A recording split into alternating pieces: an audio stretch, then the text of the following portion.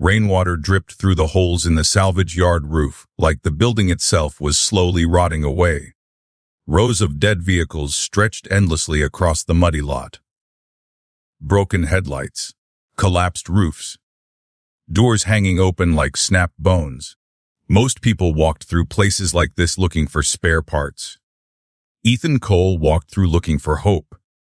His boots sank into wet gravel as he moved past piles of twisted metal under the graver Ravenwood sky. The October cold bit through his faded work jacket, but he barely noticed anymore. After years of balancing bills, grief, overtime shifts, and single fatherhood, discomfort had become background noise. The salvage yard owner waved from beneath a flickering office light. "You still hunting for a miracle, Ethan?" Ethan smirked tiredly. "Cheapest miracle you got." The old man laughed. "That's all I sell." Ethan shoved his hands deeper into his pockets and kept walking. Truthfully, he shouldn't have been there. Not today. Not when rent was due in 6 days. Not when Noah needed new glasses. Not when his checking account looked like a joke. But after another brutal shift unloading inventory at Morrison Hardware, Ethan had needed somewhere quiet. Somewhere mechanical. Somewhere he could think without hearing overdue notices echoing in his brain. Cars made sense. People didn't. Cars broke for reasons. People broke silently. A gust of cold wind rattled sheet metal somewhere deeper in the yard. That was when Ethan saw it. Half hidden beneath a torn tarp near the back fence. Low stance. Long hood. Fastback body shape. Even buried beneath rust and grime. Something about the silhouette felt wrong. Too smooth. Too deliberate. Ethan slowed. The closer he got, the stranger the car looked. It was wrecked beyond belief. Rust consumed most of the body. The windshield was shattered. One wheel sat crooked at an unnatural angle. But underneath the damage, the proportions were beautiful. Whoever designed this car knew exactly what they were doing. Ethan crouched near the front fender, brushing dirt away with his sleeve. Then he frowned. Hand. Shaped steel. Not factory stamped. His pulse quickened slightly. "What the hell are you?" The salvage yard owner appeared behind him holding a coffee cup.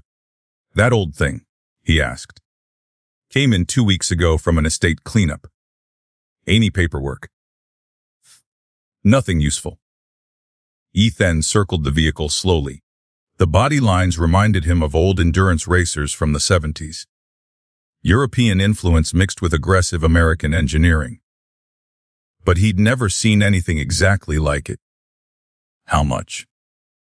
The old man nearly choked on his coffee. "You serious?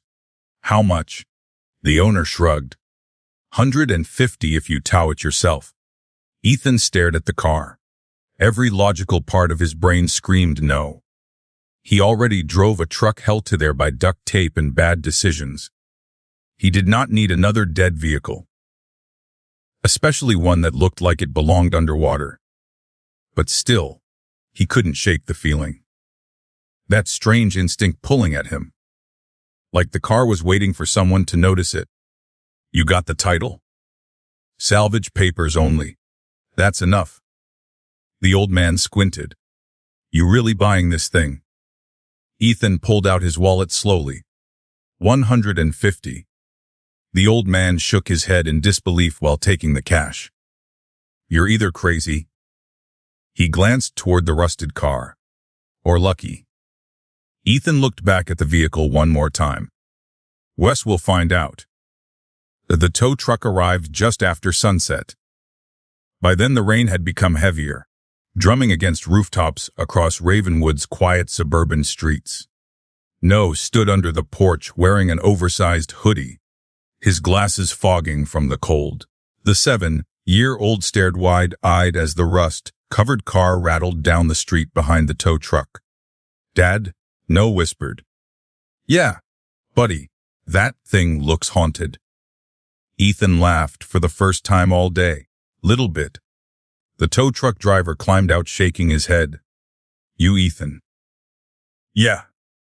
You know this thing barely survived loading, right? Still made it. Barely." The hydraulic lift lowered the vehicle into Ethan's cracked driveway with an ugly metallic groan. Lights flickered on across neighboring houses almost immediately. People were watching. They always watched. Ravenwood Heights looked nice from the outside, but underneath all the polished lawns and expensive SUVs lived a community addicted to gossip. Especially when it involved someone struggling. Especially someone like Ethan, a widowed mechanic barely scraping by while raising a kid alone. The driver unhooked the chains. "I gotta ask," he said. "Why buy this?" Ethan folded his arms. "Project car." The driver barked out a laugh. "Brother, this ain't a project." He pointed toward the rusted shell. "This is tetanus with wheels." Noah snorted.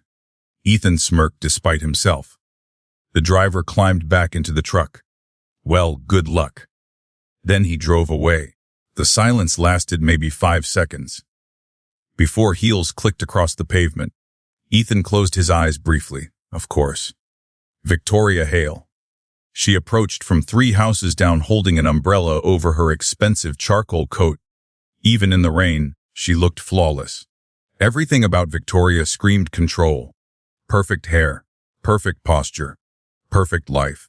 At least from the outside. She stopped near the driveway and stared openly at the wrecked car. Then at Ethan. Then back at the car. "You bought that?" Ethan leaned casually against the garage frame. "That obvious." Victoria laughed softly. "I thought it was being dumped illegally." Noah frowned immediately. "We're fixing it." Victoria looked down at him, surprised. "You are?" "Dad says it's special." Her eyes shifted toward Ethan with visible amusement. "Special?" Ethan shrugged. "Maybe?" Victoria stepped closer, heels tapping carefully around puddles. The closer she got, the stronger the smell of rust and old oil became. Her nose wrinkled slightly. "You paid actual money for this. 150. She blinked, then laughed again. "Oh my God." Noah's expression darkened. Ethan noticed immediately. That protective anger rose in his chest again. The same anger he felt every time someone looked down on his son, because they lived in the smallest house on the block. Victoria crossed her arms. "Ethan, this thing belongs in a crusher." "Maybe. And you spent money on it anyway." "Still cheaper than therapy." That caught her off guard for a second. A smile tugged at the corner of her lips despite herself, but then she noticed Noah still standing there listening. Her expression softened slightly. "Well," she said carefully, "I guess everyone needs hobbies." Noah muttered quietly under his breath, "It's not a hobby." Victoria either didn't hear him or pretended not to. Instead, she glanced toward the street. "You know the neighborhood association hates non-operational vehicles. It'll be inside tonight." "Good." The rain intensified around them. For a moment, nobody moved. Then Victoria looked back at Ethan. "You always did like impossible projects." Ethan frowned slightly. "What's that supposed to mean?" Her eyes drifted briefly toward Noah. Then back toward the rusted car. "Nothing." But Ethan understood exactly what she meant. Widowed. Broke. Working retail after once owning a small restoration shop. Trying to raise a kid alone. To people like Victoria, his whole life probably looked like one long impossible project. She adjusted her umbrella. "Well, good luck with your treasure hunt." Then she turned and walked back toward her massive modern house glowing warmly through the rain. Noah watched her leave. "She thinks you're dumb." Ethan looked down at his son. "Maybe. But you're not." That hit harder than it should have. Ethan crouched beside him. "You know what I think?" "What?" "I think smart people miss good things all the time." The Noah looked toward the rusted car again. "You really think it's special?" Ethan glanced back at the vehicle.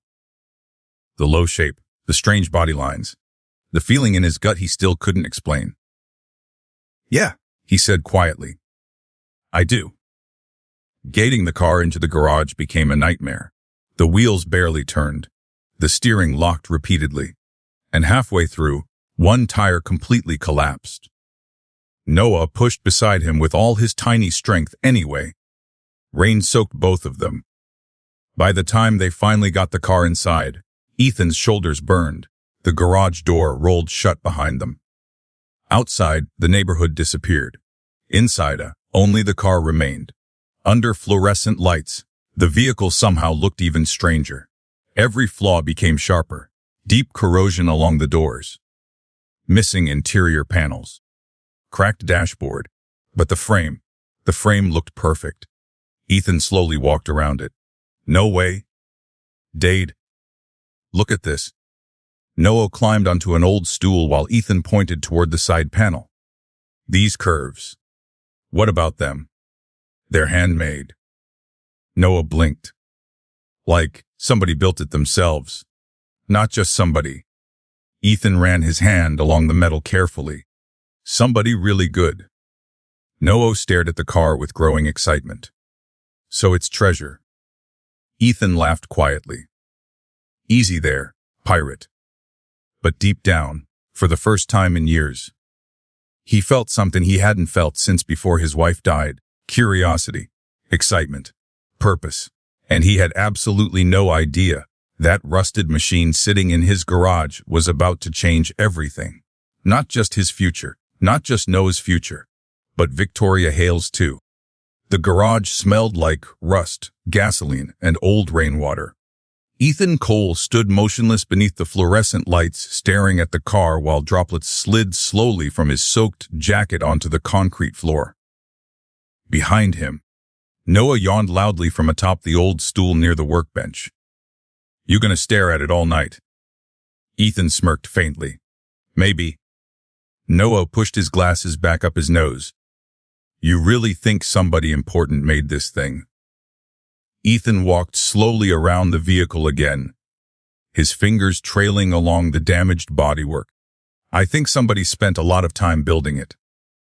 That means it's valuable. Not always. Noah tilted his head. Then why do you sound excited? Ethan paused. Because he didn't know. Not fully. He only knew that something about this car felt wrong in the best possible way. The proportions, the craftsmanship, the shape hidden beneath all the decay.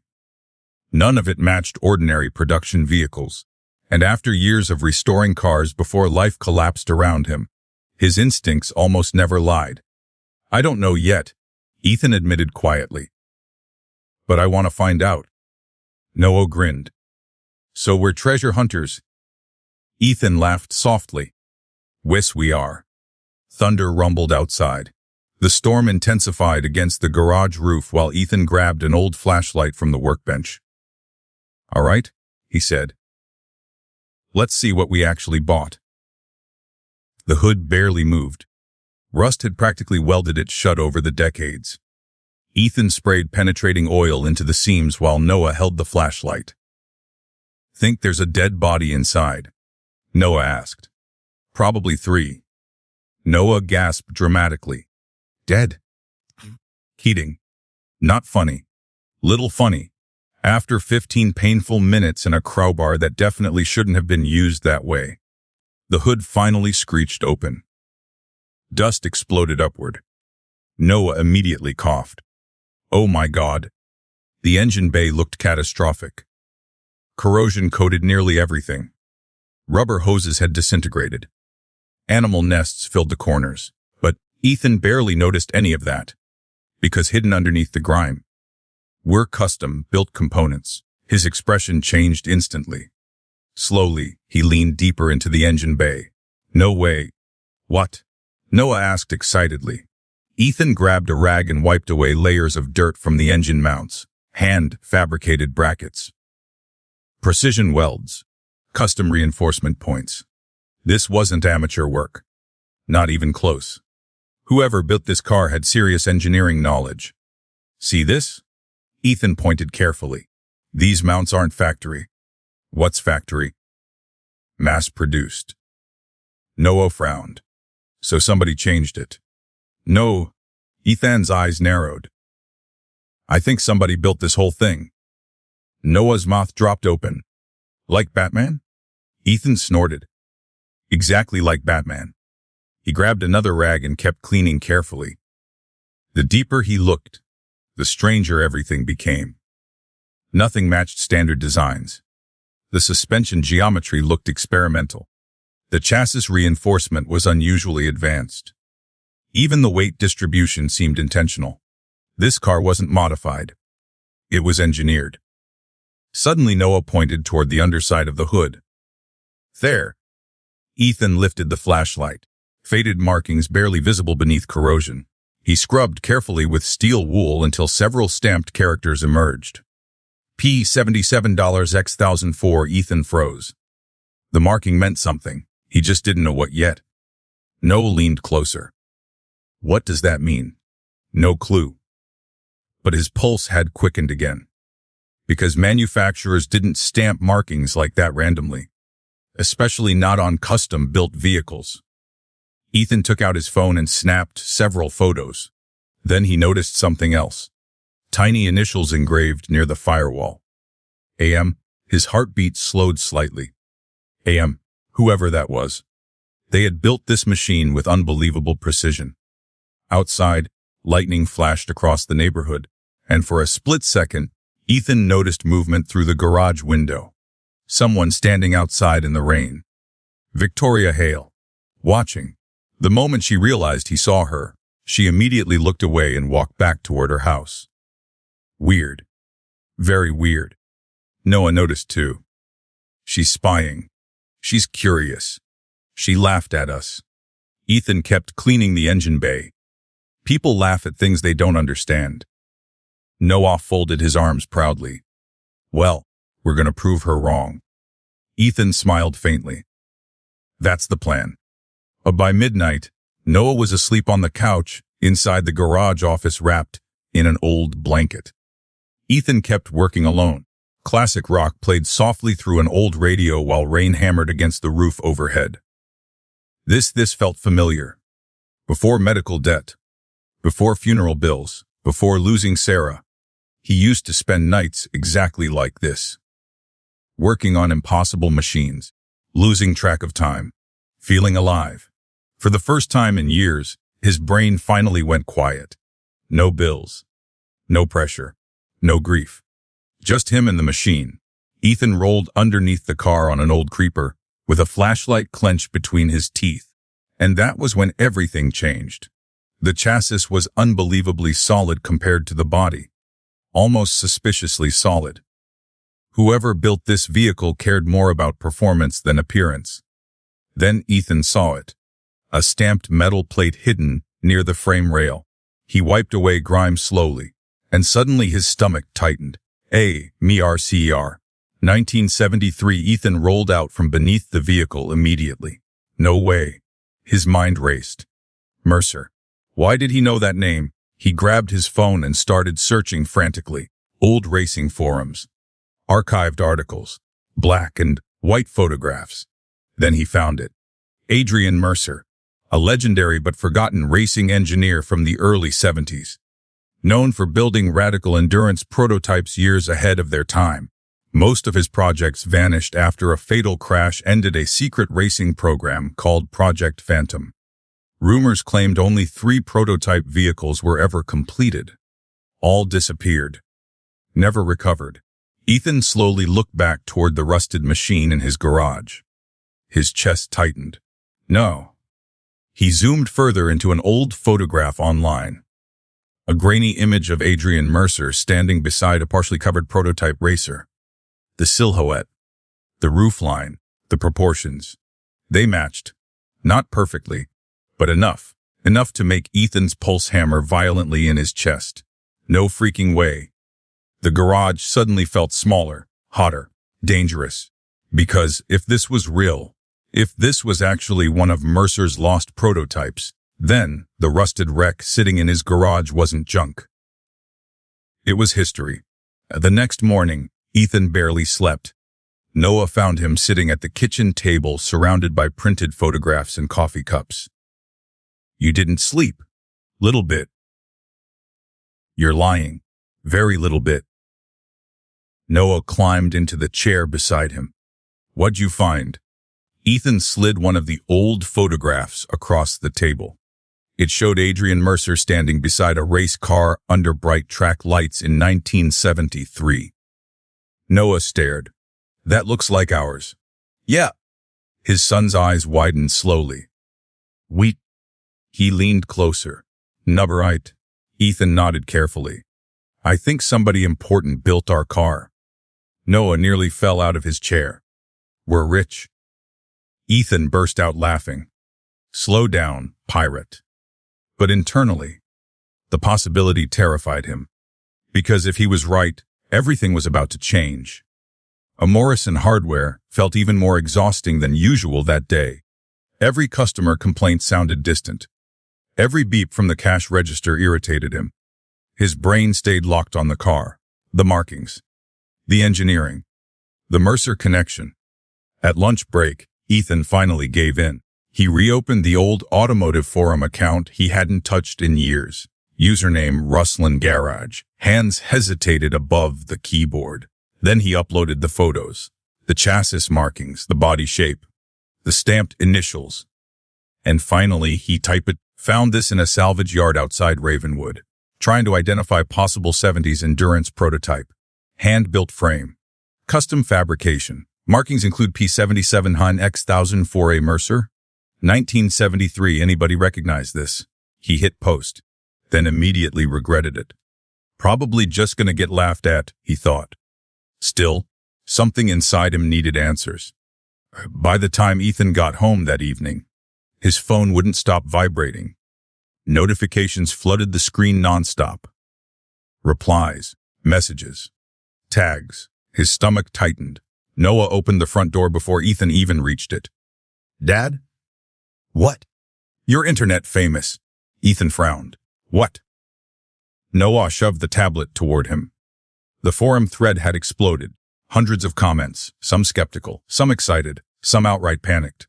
Then Ethan saw the comment near the top. EFTHI Azrael Yael U Mewai FLF Doni Of Adria MRCR Salas PNTM RHRTES. Another comment Diono TSLL Andy HING. Diono Arastuor Avantisin Giat. Kurade CTNI KTR Katurim and ITLW. Then another IV Beyond the Bart CR Kangafiris Cars. Fartwtcrs. Ethan's pulse accelerated. Noah stared at him wide-eyed. Ethan slowly lowered the tablet. Yeah, I think we actually found treasure. Before Ethan could answer, his phone rang. Unknown number. The garage suddenly felt very quiet. Ethan answered cautiously. Hello. A calm older voice replied instantly. Is this Ethan Cole? Who's asking? My name is Leonard Cross. A pause. Then the sentence that changed everything. I believe you may have found the most valuable missing race car in American history. Ethan Cole didn't answer immediately. The garage suddenly felt colder. Noah stood frozen beside him, clutching the tablet while rain tapped softly against the windows outside. The voice on the phone remained calm. Mr. Cold. Ethan swallowed. Yeah. I'm here. My name is Leonard Cross. The man repeated. I'm an automotive historian specializing in lost endurance prototypes from the 1970s. Ethan glanced toward the rust-covered car sitting beneath the fluorescent lights. And you think this thing is real? A pause. Then, I think you may have accidentally discovered one of the rarest race cars ever built. Noah's jaw dropped open. Ethan slowly walked deeper into the garage away from him. How rare are we talking?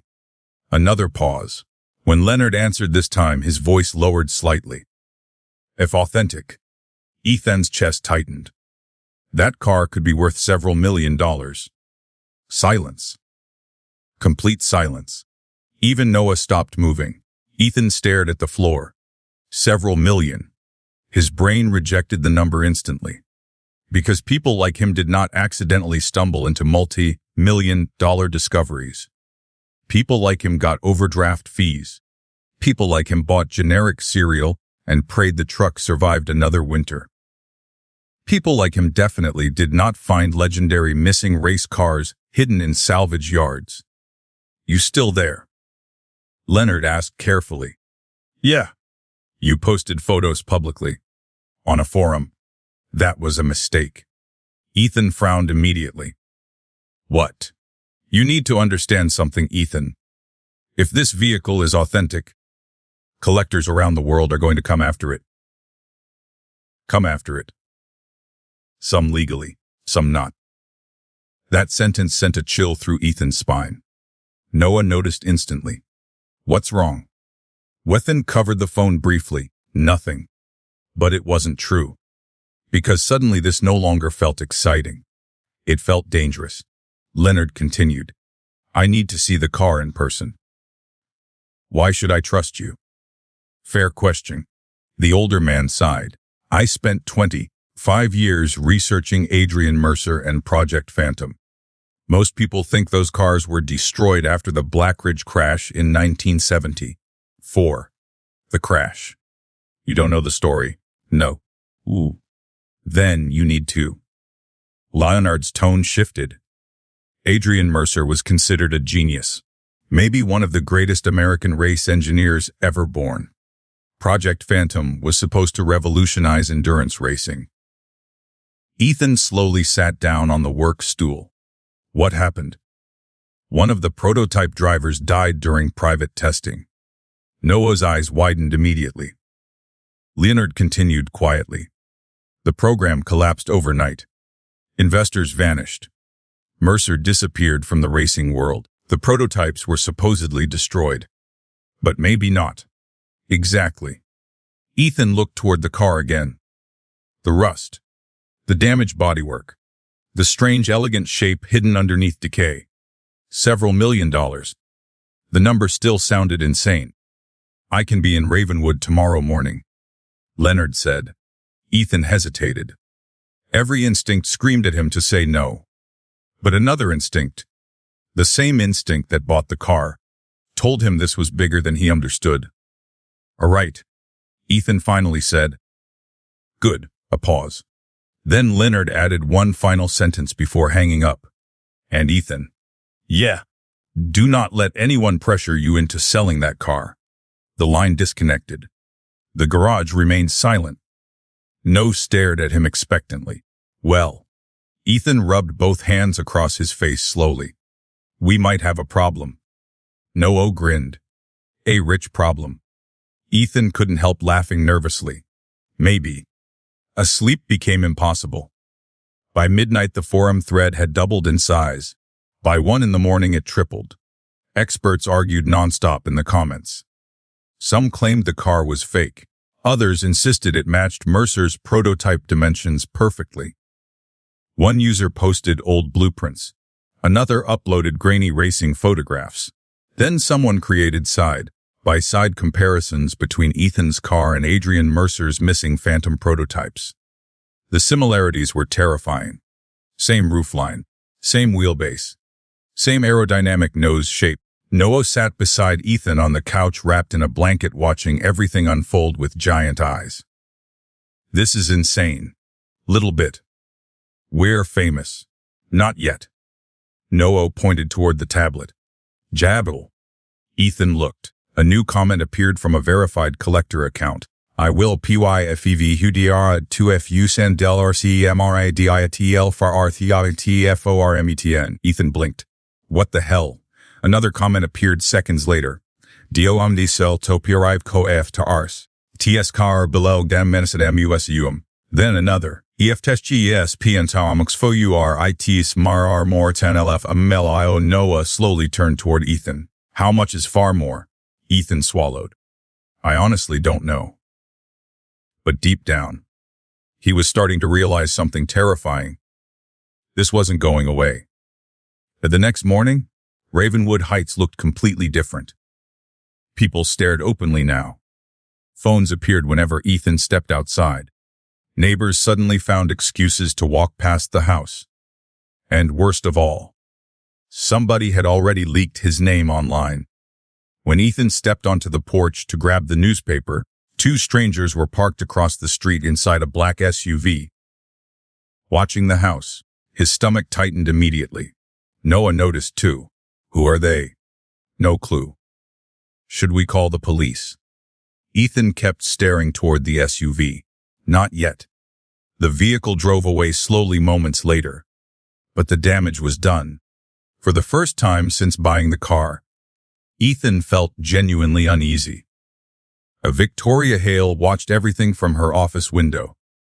Her modern house overlooked most of the street, giving her a clear view directly toward Ethan's driveway, or where the car used to be, now hidden inside the garage.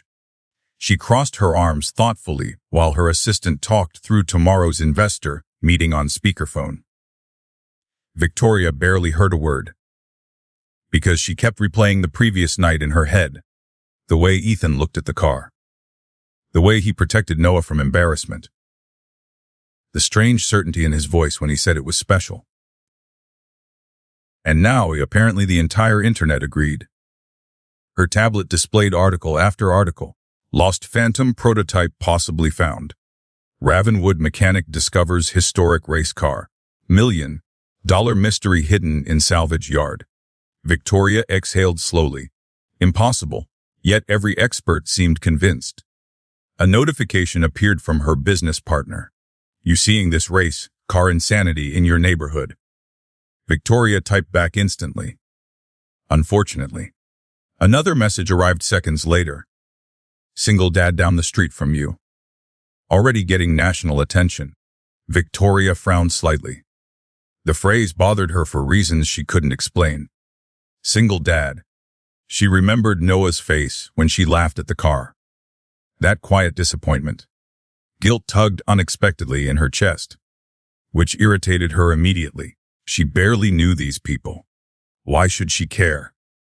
Still, she kept looking toward Ethan's house anyway. Leonard Cross arrived just after noon. He drove an old silver station wagon covered in road dust and university parking permits. Not exactly what Ethan expected from a world-famous automotive historian.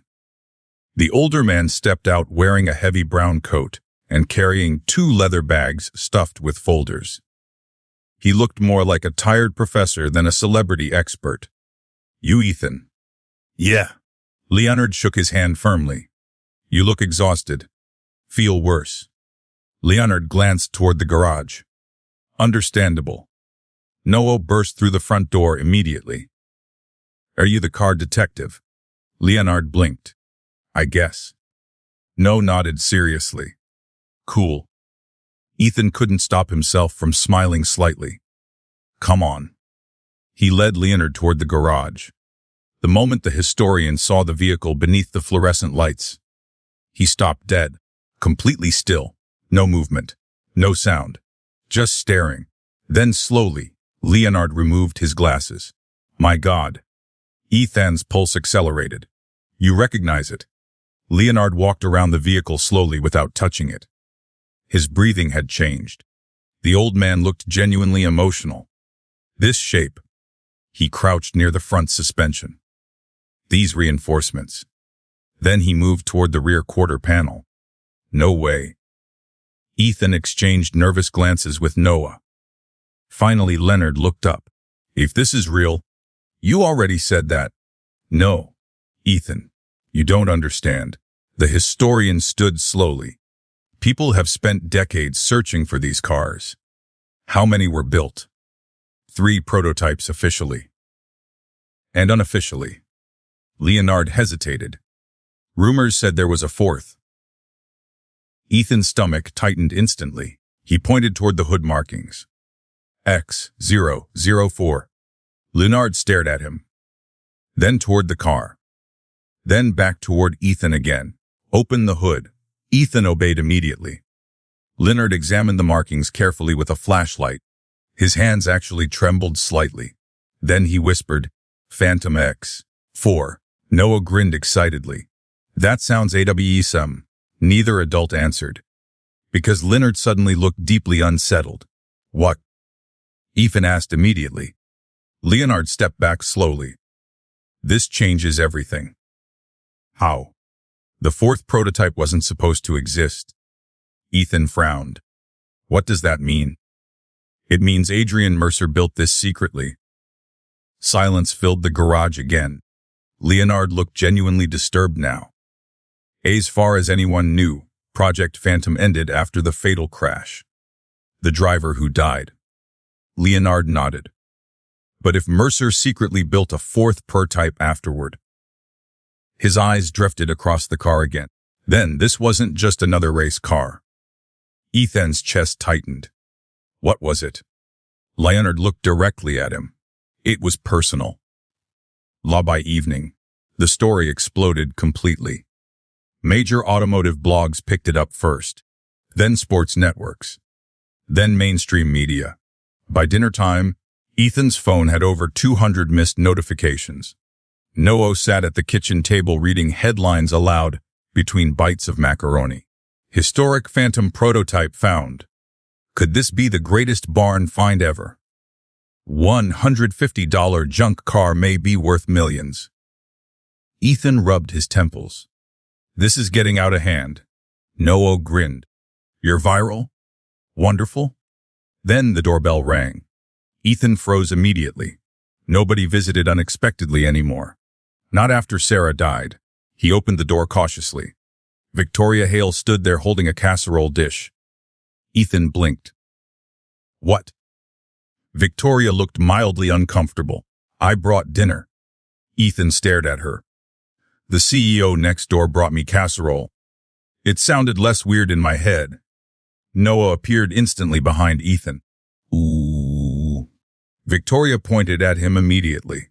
Do not make this weird. Too late. Ethan actually laughed. A real laugh. Victoria noticed.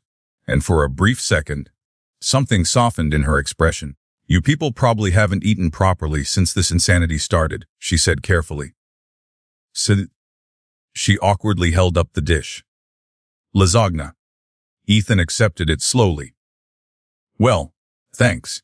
Victoria nodded. Then glanced toward the garage. So, her voice lowered slightly. Is it real? Ethan hesitated. Leonard's warning echoed in his head. Do not trust people too quickly. But something about Victoria's face looked different tonight. Less arrogant. More curious. Maybe. He admitted quietly. Victoria exhaled slowly. I can't believe I laughed at that car. Noah crossed his arms proudly. We told you it was treasure. Victoria smiled faintly. Yeah. Her eyes drifted toward Ethan again. You did. For a strange moment, nobody spoke. The tension felt oddly warm instead of uncomfortable. Then Ethan's phone rang again.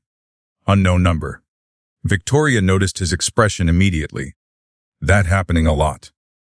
Constantly. You should be careful. Ethan frowned slightly. What do you mean? Victoria glanced toward the street. Because there were 2 black SUVs parked outside your house earlier. Ethan's stomach dropped. You saw them too. Victoria nodded slowly. They were taking photos. Ethan barely slept. Again, by 3 in the morning, his phone battery had died twice. By 4, reporters were already posting videos outside his neighborhood. By 5, somebody leaked drone footage of his house online. And through all of it, the Phantom prototype sat silently inside the garage like a bomb waiting to explode. Ethan stood alone beside the car beneath the fluorescent lights, coffee growing cold in his hand. The rainstorm from the previous night had passed. Now Ravenwood sat beneath a pale gray sunrise. Quiet. Too quiet. His eyes drifted across the vehicle again. The long aggressive hood. The impossibly low stance. The strange elegance hidden beneath layers of damage. Several $1 million. The number still sounded fake. But Leonard Cross looked terrified, and people didn't fake fear like that. Footsteps creaked behind him. Noah shuffled into the garage, rubbing sleep from his eyes. People are still outside. Ethan sighed. Yeah. The 7-year-old peered through the garage window carefully. 2 reporters stood near the curb talking beside a news van. Noah frowned. This is weird. You're telling me. Noah looked toward the car. So what happens now? Ethan stared at the prototype silently for several seconds. I think we figure out what this thing really is. Dear Leonard Cross arrived carrying 3 large storage boxes filled with old documents, photographs, and binders. The historian looked even more exhausted than Ethan. You weren't kidding about media attention, Leonard muttered while stepping over cables near the driveway. Ethan closed the garage quickly behind him. This is getting insane. It's only gonna get worse. Leonard set the boxes carefully beside the workbench. Noah immediately appeared. What's in there? History, Leonard answered. Noah gasped dramatically. Cool. Ethan grabbed another coffee while Leonard spread photographs across the workbench beneath the fluorescent lights. Black and white racing images, engineering diagrams, track photographs, newspaper clippings, and in nearly all of them, Adrian Mercer appeared somewhere in the background. Ethan studied the man carefully for the first time. Tall, thin, sharp-eyed. Every photograph showed him staring at cars the same way Ethan stared at engines, like he saw something nobody else did. That's him, Ethan asked. Leonard nodded slowly. Adrian Mercer. Noah leaned closer to one photograph. He looks grumpy. Leonard laughed quietly.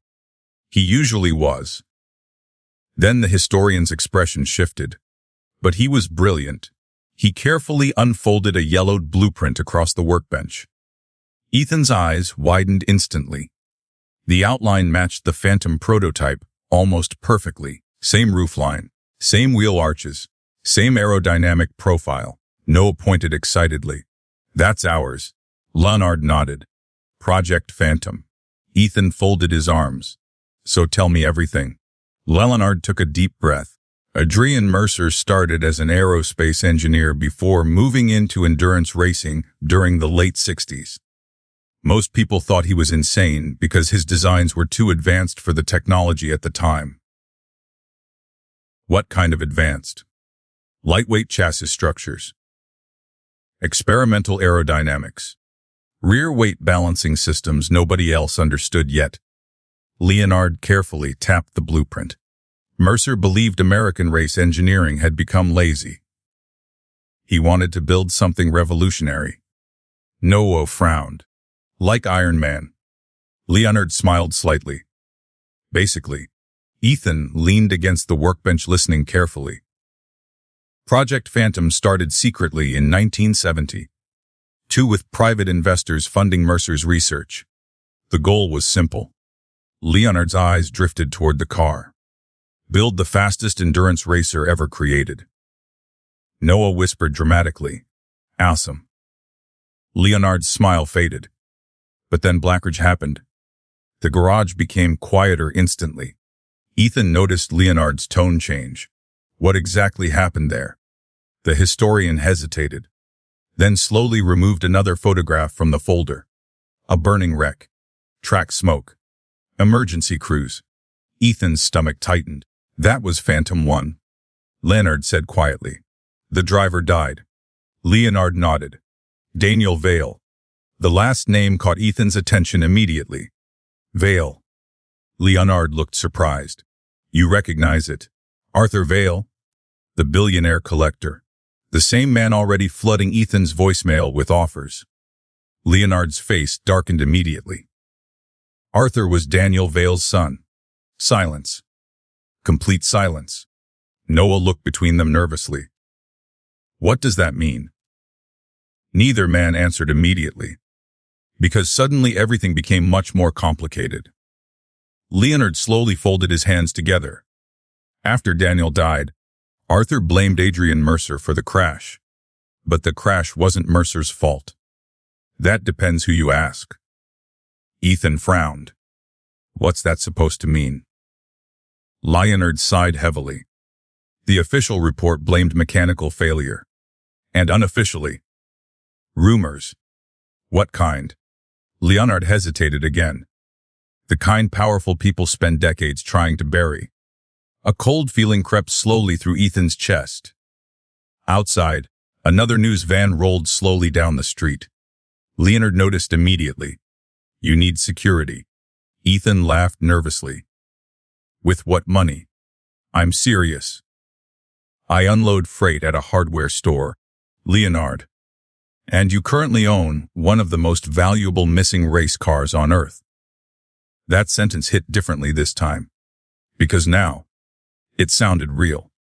3 hours later, the garage floor was covered in documents. Noah sat cross-legged surrounded by photographs while Leonard explained the history of Project Phantom. There were officially 3 prototypes. The historian said, Phantom 1 crashed. Phantom 2 vanished. Phantom 3 supposedly got dismantled. Ethan pointed toward the hood markings. So where does X4 fit in? Leonard stared toward the car carefully. That's the mystery. He slowly approached the vehicle again.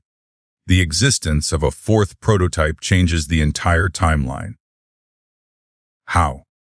Because according to every surviving document, Leonard's eyes narrowed. Adrian Mercer stopped building cars after the Blackridge crash. But he didn't know. Leonard lightly touched the damaged roof panel. He built this afterward. Ethan crossed his arms. Why hide it? Leonard looked toward him quietly. Maybe because he blamed himself. Silence settled across the garage. Ethan understood guilt, understood grief, understood the way losing someone could hollow out entire parts of your life. Noah finally broke the silence. So he built this car because he was sad. Leonard smiled faintly. In a way. Then the historian opened another folder. Inside sat dozens of newspaper clippings. Headlines screamed across the yellowed paper. Rasiam gena USD scrisi PROJC Pawaka LPCS Vista Ars Demon Investigate IOMARC Vs FTR FATRS. Ethan frowned. They destroyed him. Leonard nodded slowly. Publicly. What happened after? Nobody really knows. The historian's voice lowered slightly. Adrian Mercer disappeared completely by 1975. Dead. No confirmed records. Noah's eyes widened. So he became a ghost. Leonard looked toward the prototype again. Yeah, he whispered quietly. Pretty much. That afternoon, Ethan made the mistake of checking social media. His stomach dropped immediately. The story had become enormous. Millions of views. Hundreds of videos. Thousands of comments. People debated everything. Was the car authentic? Was Ethan lying? Should the vehicle belong to a museum? Should it be auctioned? Then Ethan saw something worse. Somebody had posted old public records. His salary. His home value. Sarah's medical debt. His jaw tightened instantly.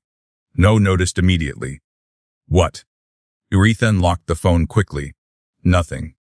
But anger simmered beneath his skin now. People weren't just interested in the car anymore. They were dissecting his life. The front door suddenly opened. Victoria Hale entered carrying coffee trays. She stopped immediately upon seeing the chaos inside the garage. Blueprints everywhere, historical documents, old photographs. Leonard looked up curiously. Victoria awkwardly held up the drinks. I figured you people probably forgot caffeine existed. Noah pointed proudly. She brought lasagna yesterday. Victoria sighed. Keeps announcing that like it's breaking news. Ethan couldn't stop a small smile. Thanks. Victoria handed out coffees carefully while studying the documents scattered everywhere. So what? She looked toward Leonard. You're the expert. Leonard Cross. Her expression shifted immediately. The Leonard Cross. The historian blinked. That reaction usually means I'm old. You wrote Engines of Glory. Leonard looked genuinely surprised. You read that? Victoria shrugged casually. My father loved racing history. Something softened briefly in her voice when she mentioned him. Ethan noticed. Interesting. Leonard nodded politely. Then he had excellent taste. Victoria slowly approached the Phantom prototype again. This time she looked at it differently. More carefully. More respectfully. Is it real? she asked quietly. Leonard studied her for a moment, without question. Even Victoria looked stunned hearing that. She exhaled slowly. So this thing really is worth millions. Ethan rubbed his face tiredly. Apparently. Victoria looked toward him carefully. You okay? The question surprised him, because it sounded genuine. Not polite. Not performative. Actually genuine. Ethan hesitated. No. The honesty slipped out before he could stop it. Victoria's expression softened slightly. I figured. She glanced toward the street outside. There are reporters parked 2 blocks away now. Leonard muttered quietly. That was fast. Victoria crossed her arms. Faster than that. Somebody already offered money for drone footage of Ethan's house. Ethan's stomach dropped. What? Victoria nodded grimly. One of my media contacts called me this morning. Leonard looked furious instantly. That's exactly what I was afraid of. Noah frowned nervously. Are bad people coming? Silence filled the garage. Then Ethan crouched beside him. Nobody's gonna hurt us. But even saying it, he wasn't fully sure anymore. That night, Leonard stayed for dinner. The kitchen felt strangely alive for the first time in years. Noah asked endless questions about race cars. Leonard told stories about legendary drivers. Victoria surprisingly stayed too after dropping off extra groceries they accidentally bought. Ethan noticed something strange during dinner. Victoria laughed differently around Noah. Softer, warmer, less guarded, and Noah already liked her far more than he should. At one point he looked directly at Victoria and asked, So why are you helping us? Victoria froze slightly.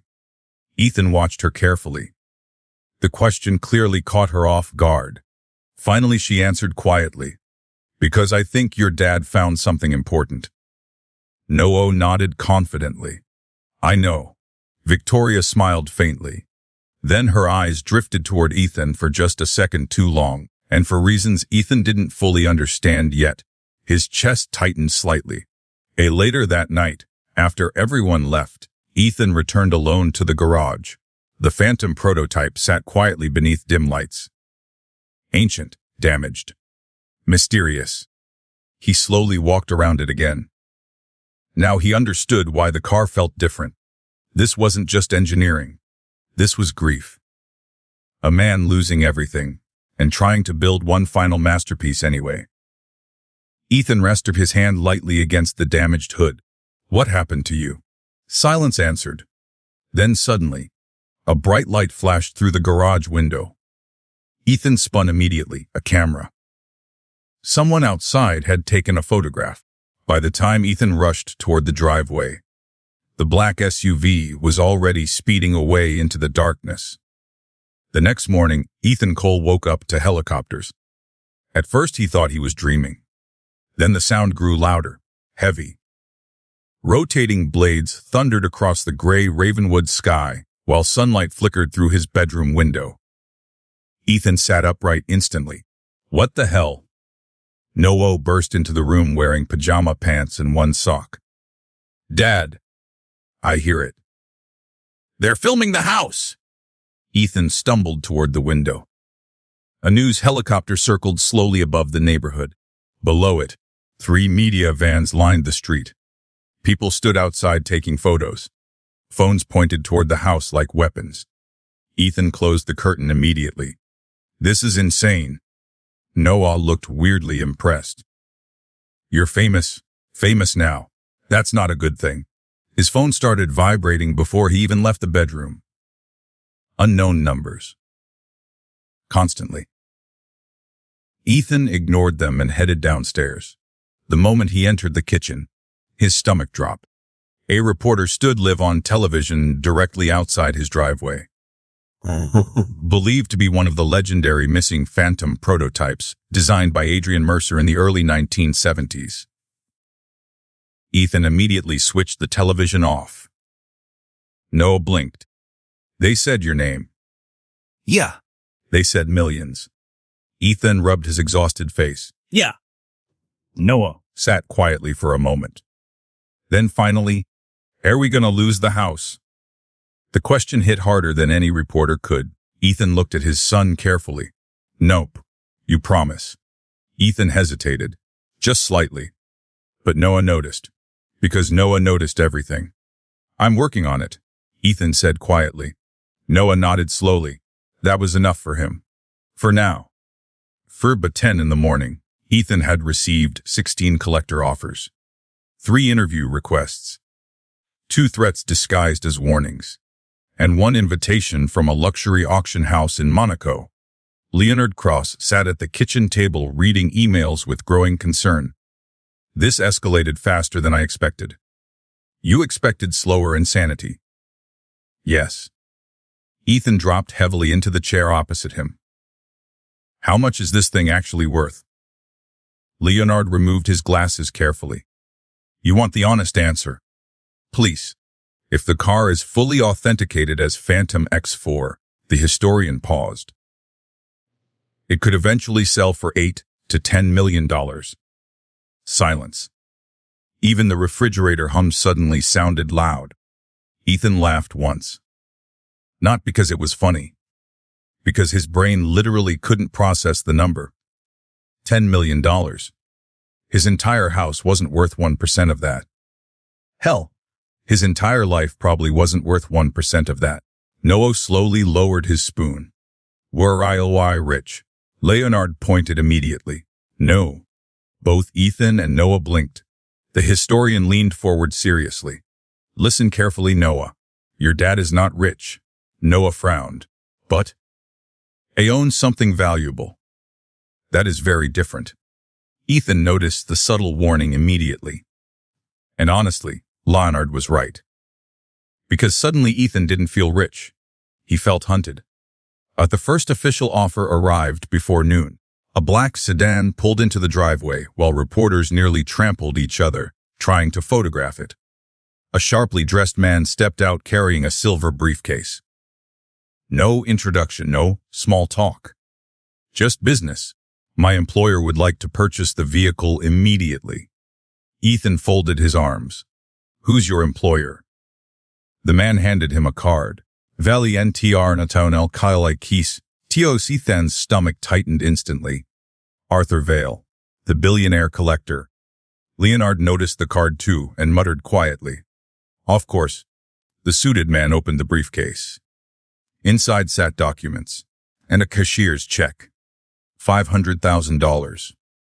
Noah's eyes nearly exploded out of his skull. "Tas Rael Manawai." The man smiled slightly. "My employer is prepared to transfer additional funds immediately after inspection." Ethan stared at the check. $500,000. Medical debt gone. Mortgage gone. College savings. A real future for Noah. The temptation hit him like a truck. The suited man noticed immediately. "Mr. Vale understands your circumstances." That sentence instantly changed Ethan's expression. What's that supposed to mean? The man remained perfectly calm. Single father. Financial hardship. Outstanding debt obligations. Leonard looked furious now. "You investigated him." "We researched before making an offer." Noah looked confused.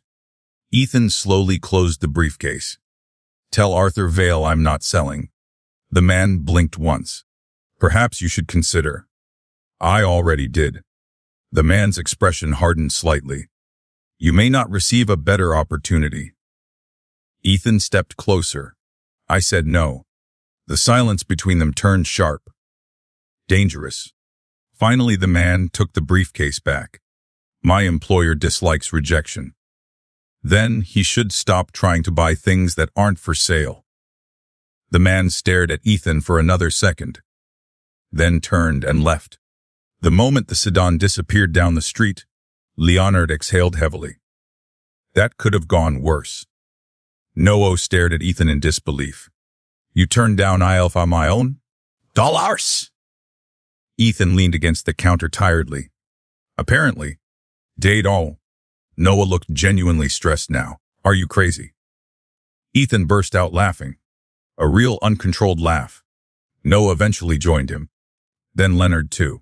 And for one brief moment, the insanity faded. It didn't last, because by afternoon, the internet turned ugly. A major influencer uploaded a video titled, "Single Dad Refs ES 500K Offer, Hero or Idiot." Millions watched it within hours. Comment sections exploded. CLTA, car, is buying sell FIs. TSIN key abud your son. TSI sqes stupid. Ethan tried ignoring it, but then Noah came home from school unusually quiet. That immediately worried him. Normally Noah talked nonstop. Today, silence. Ethan found him sitting on the back porch staring at the yard. What happened? Noah shrugged. Nothing? Buddy. Another shrug. Then quietly, some kids said, "You're dumb." Ethan's jaw tightened instantly. Noah kept staring downward. They said only idiots turn down that much money. Ethan sat beside him slowly. Cold autumn wind moved through the neighborhood trees. You know why I said no? Noah shook his head. Because I don't trust people who think money lets them own everything. Noah looked toward him carefully. But what if they're right? That hurt. Not because Noah doubted him. Because Ethan doubted himself too. Still, he forced a small smile. You trust me? Always. Then give me a little time. Noah nodded quietly, then leaned against him slightly. Small, automatic, trusting, and suddenly Ethan understood something terrifying. This wasn't about him anymore. Every decision now shaped Noah's future too. Victoria Hale watched the online chaos unfold from her office downtown. Massive floor-to-ceiling windows overlooked the city skyline while assistants rushed around discussing contracts and investor calls. Normally, Victoria thrived inside environments like this. Control, precision, power. Today, none of it held her attention. Because every screen showed Ethan Cole. News interviews, forum debates, viral clips. One commentator laughed openly while criticizing him. A broke mechanic turning down $500,000. Either this guy's a genius or clinically insane. Victoria frowned immediately. Something about the mockery irritated her more than it should. Her assistant noticed. You okay? Victoria looked away from the screen. Fine. You've watched the same clip 4 times. I'm analyzing media behavior. Her assistant smirked knowingly. You sure? Victoria ignored that completely. Instead, she reopened another article. This one showed Ethan shielding Noah from reporters while walking into the house. And for some reason, that image lingered in her chest. Not because of the car. Because of the way Ethan moved protectively around his son. No performance. No camera's awareness. Just instinct. Her phone buzzed. Unknown number. Victoria answered casually. Hale. Victoria, darling. Arthur Vale's smooth voice answered. Her expression instantly hardened. Arthur. I hear the miracle car ended up in your neighborhood. You hear everything. I make it my business to. Victoria walked toward the office windows. What do you want? Your opinion. That should terrify you. Arthur laughed softly. You've met the owner. Wes. And Victoria hesitated slightly. Then, he's stubborn. Desperate people usually are. Something about the sentence annoyed her instantly. He's not desperate. Arthur chuckled quietly. Victoria. His voice lowered. Everyone is desperate. The only difference is price. The line disconnected. Victoria stared at the skyline silently afterward. Then finally muttered under her breath. You really don't understand people at all. That evening, Leonard performed the first official inspection. The garage transformed into a temporary forensic lab. Cameras, measurement tools, ultraviolet lights. Noah helped by organizing equipment while Ethan documented everything carefully. Victoria unexpectedly arrived carrying takeout containers. Again, Leonard raised an eyebrow. You always feed random historians. Victoria shrugged casually. Only the exhausted ones. Ethan smiled despite himself. You don't gotta keep doing this. I know. But she stayed anyway. For hours, watching, listening, learning. At one point, Leonard carefully removed an interior panel from the prototype. Everyone froze instantly, because hidden beneath the metal was handwriting, old faded marker ink, Adrian Mercer's signature. And beneath it, she deserved to fly. Silence swallowed the garage. Noah whispered, "What does that mean?" Leonard looked shaken. "I don't know." But Ethan noticed something important. Leonard looked emotional now. Not academic. Personal. Victoria stepped closer carefully. "That handwriting real?" Leonard nodded slowly. "Absolutely." He stared at the message. Then toward the prototype. This car wasn't just engineering. His voice lowered quietly. It was grief. The room became silent again. Ethan suddenly imagined Adrian Mercer decades earlier, standing alone beside this unfinished machine after losing everything, building one final impossible creation nobody else believed in. And for the first time, Ethan understood him completely. For late that night, after Leonard finally left, Ethan stood alone in the garage. Again, the prototype looked different now. Less like a machine. More like a ghost. He stared at Mercer's hidden message beneath the interior panel. She deserved to fly. Who was she? The question haunted him. Behind him, the garage door creaked softly. Victoria stepped inside holding 2 coffees. "You really should sleep."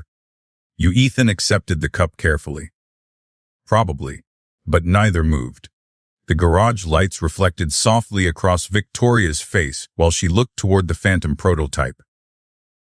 "I was awful to you," she admitted quietly. Ethan looked surprised. "When you first bought this thing." "You laughed." "I know." She exhaled slowly. "I thought you were making another bad decision." "Another."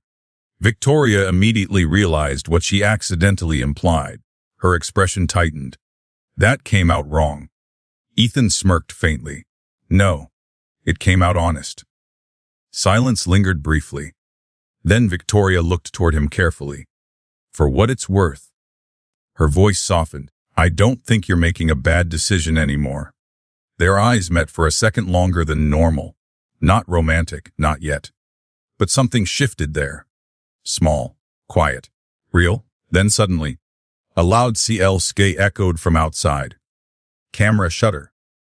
Both turned instantly toward the garage window. A figure stood near the street taking photographs. The moment they were spotted, the person sprinted away into the darkness. The figure disappeared before Ethan could reach the street. By the time he stepped onto the driveway, the neighborhood was empty again.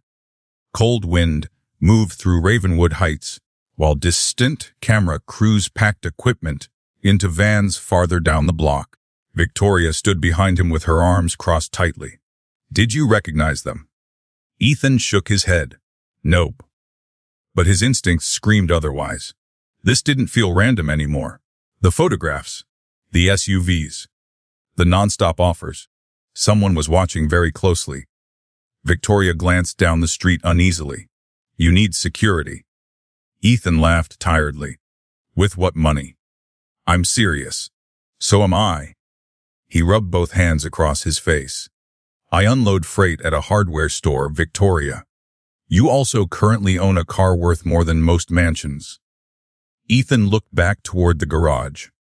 The phantom prototype sat silently beneath fluorescent lights. Still rusted. Still damaged. Still somehow changing his entire life. "I didn't ask for this," he muttered quietly. Victoria's expression softened slightly. "I know." For a strange moment, neither moved. Then Noah opened the front door. "Dad." Ethan immediately turned. "Yeah, you forgot your coffee." Victoria smiled faintly despite herself. "You really do live on caffeine." Ethan grabbed the cup from Noah. "It's basically a personality trait now." Noah looked between them suspiciously. "You guys are acting weird." Victoria pointed at him immediately. "You are way too observant for 7. "Thank you." That wasn't a compliment. Noah grinned proudly anyway.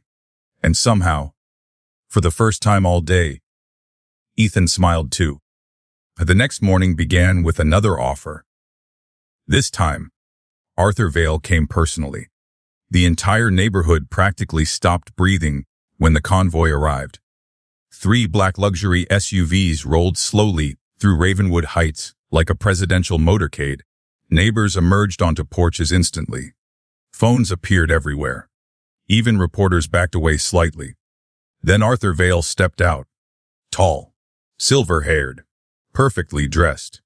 Everything about him radiated wealth so extreme it almost stopped looking human. Noah peeked through the blinds. He looks evil. Ethan frowned. Buddy, what?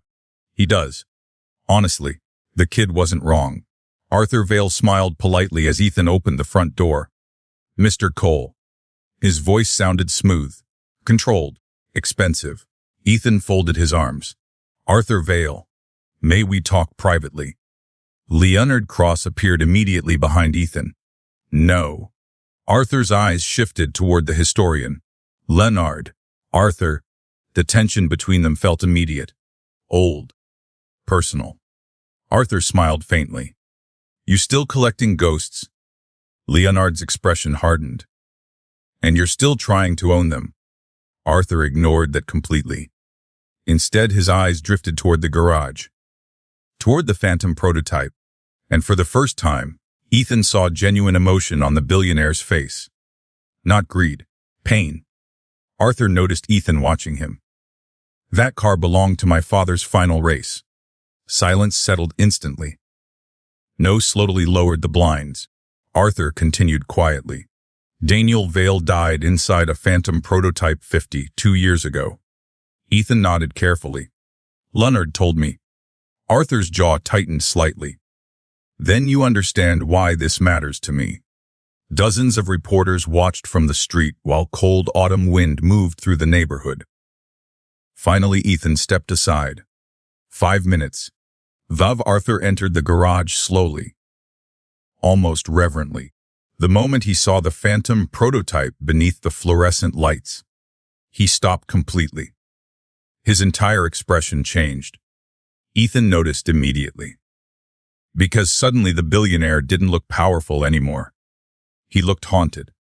Arthur walked around the vehicle carefully without touching it. This shape. His voice lowered. I haven't seen one in half a century. Leonard remained near the workbench watching him closely. You blamed Mercer for your father's death. Arthur's eyes never left the car. I was 17. That's not an answer. No. Finally, Arthur looked toward Ethan. My father believed Adrian Mercer was a genius. He trusted him completely. Silence lingered. Then Arthur continued quietly. And then he burned alive inside one of Mercer's machines. Noah shifted uncomfortably beside Ethan. Arthur noticed him immediately. For the first time, warmth touched his expression. You must be Noah. Noah frowned suspiciously. How do you know my name? Arthur smiled faintly.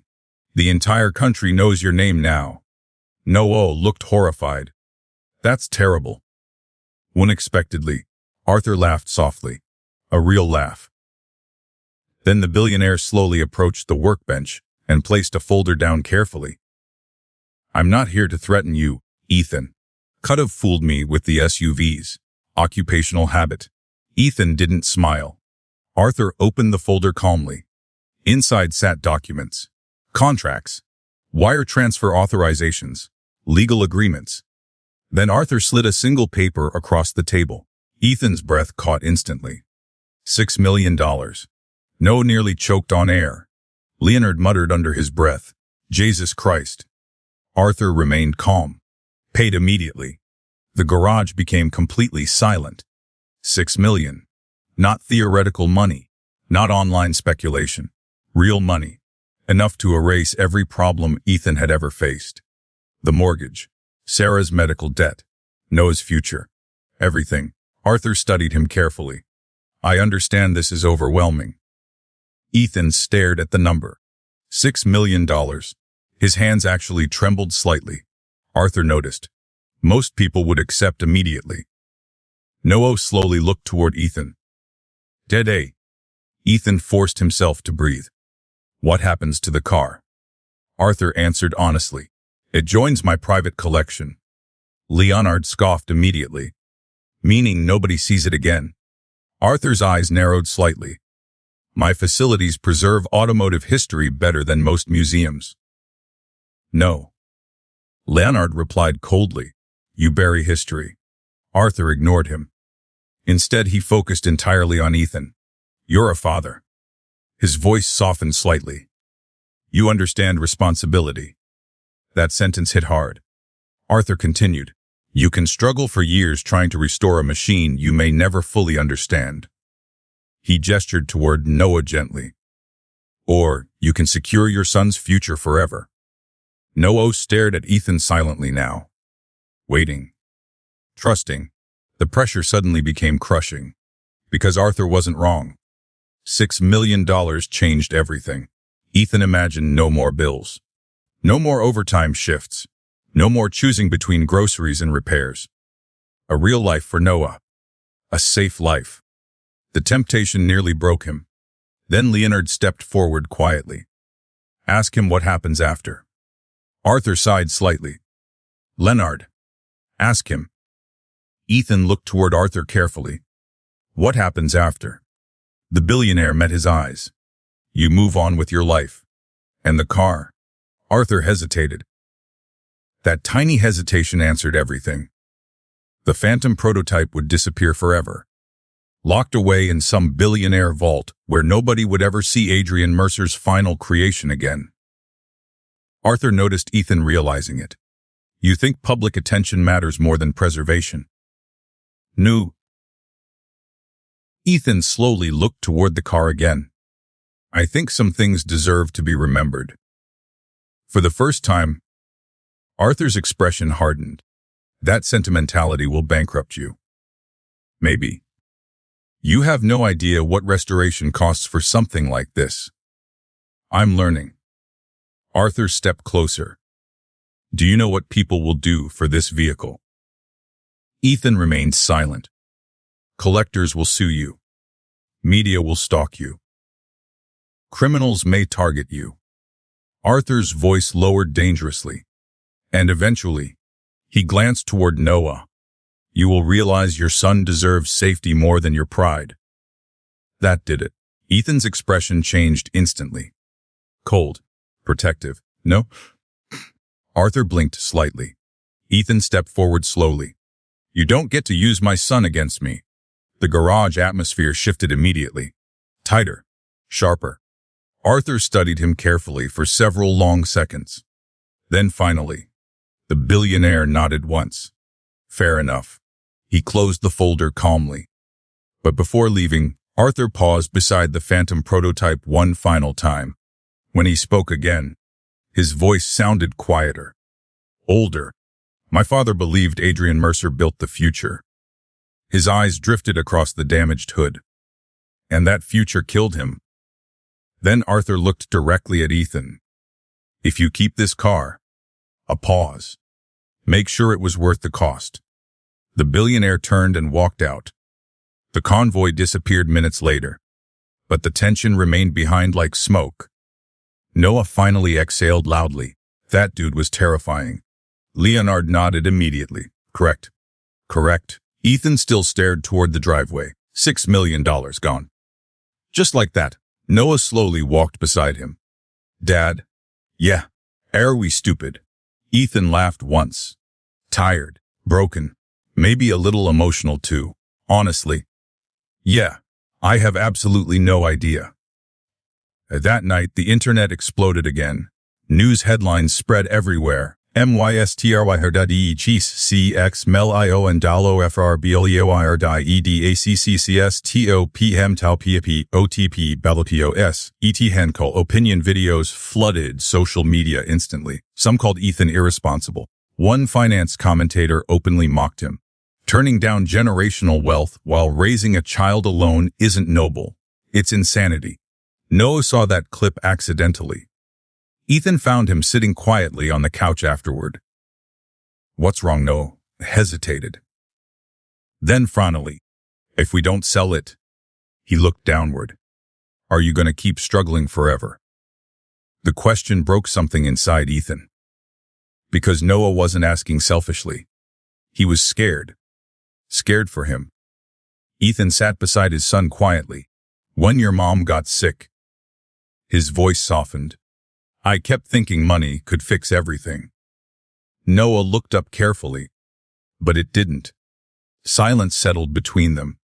Ethan wrapped an arm gently around him. This car won't bring her back.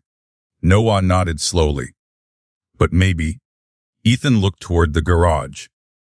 Maybe it means something bigger than money. Noah thought about that carefully.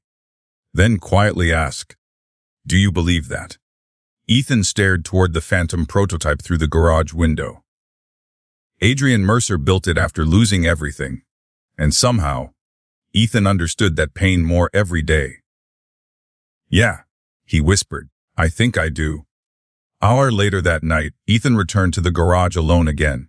The Phantom sat quietly beneath dim overhead lights. Ancient. Beautiful. Broken. Just like the man who built it. Ethan slowly ran his hand across the damaged fender. $6 million, he muttered. The thought sounded insane. Then suddenly, the garage door opened behind him. Victoria stepped inside carrying coffee. Again, Ethan laughed softly. You just permanently delivering caffeine now. Seems necessary. She handed him a cup, then studied his face carefully. You almost took it. Not a question. A fact. Ethan stared into the coffee silently. Yeah. Victoria nodded slowly.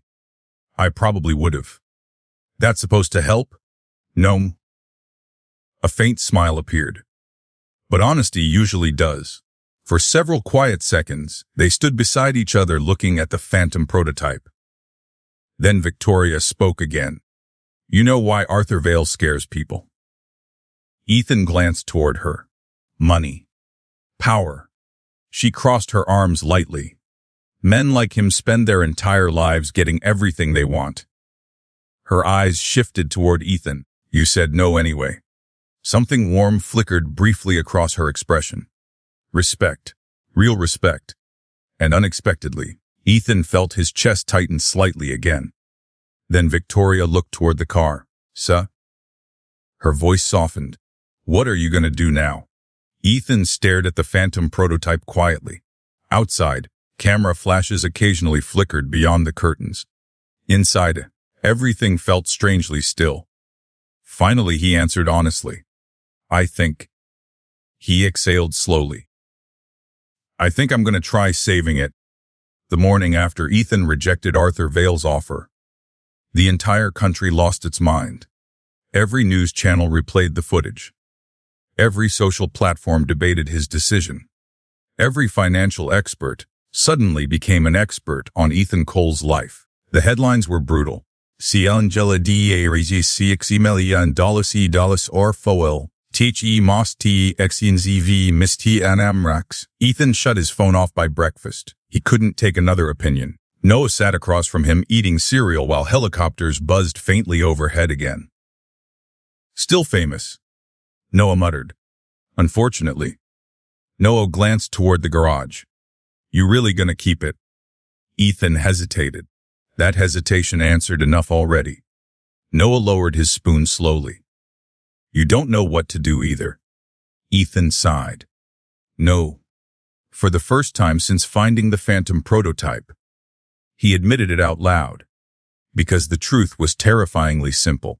He had no plan, no restoration money, no security, no clue what came next, only instinct, and instinct wasn't enough anymore. The doorbell rang. Both froze immediately. Every unexpected visitor now carried tension with them. Ethan carefully moved toward the window first. A woman stood outside holding a leather satchel against her coat. Late 50s. Silver streaks through dark hair. Tired eyes. No reporters. No camera crews. Just her. Ethan opened the door cautiously. Can I help you? The woman looked at him silently for a moment. Then finally said, My name is Evelyn Mercer. Everything inside Ethan stopped. No's eyes widened instantly. Mercer. The woman nodded slowly. I'm Adrian Mercer's daughter. Silence swallowed the entire room. Evelyn Mercer stepped into the house quietly like someone entering a church. Her eyes moved slowly across the living room before settling toward the garage door. Toward the phantom. Even through walls, it felt like she could sense it. Ethan gestured toward the kitchen. Coffee. Coffee. Please. Her hands trembled slightly while removing her gloves. Not from age. Emotion.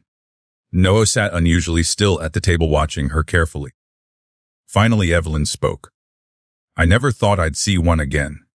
Ethan exchanged a glance with Leonard Cross, who had arrived moments earlier after Ethan panicked and called him. Leonard looked just as stunned. You didn't know it survived? He asked softly. Evelyn shook her head. My father believed all the prototypes were destroyed. Her voice carried exhaustion deep inside it. The kind that lasted decades. Ethan placed coffee carefully in front of her. So Leonard told me about Project Phantom. Evelyn laughed quietly.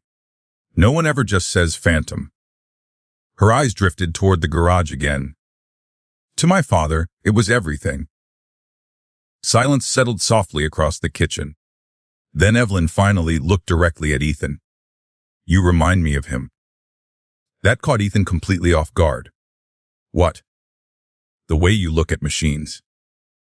Her expression softened faintly. Like they're alive.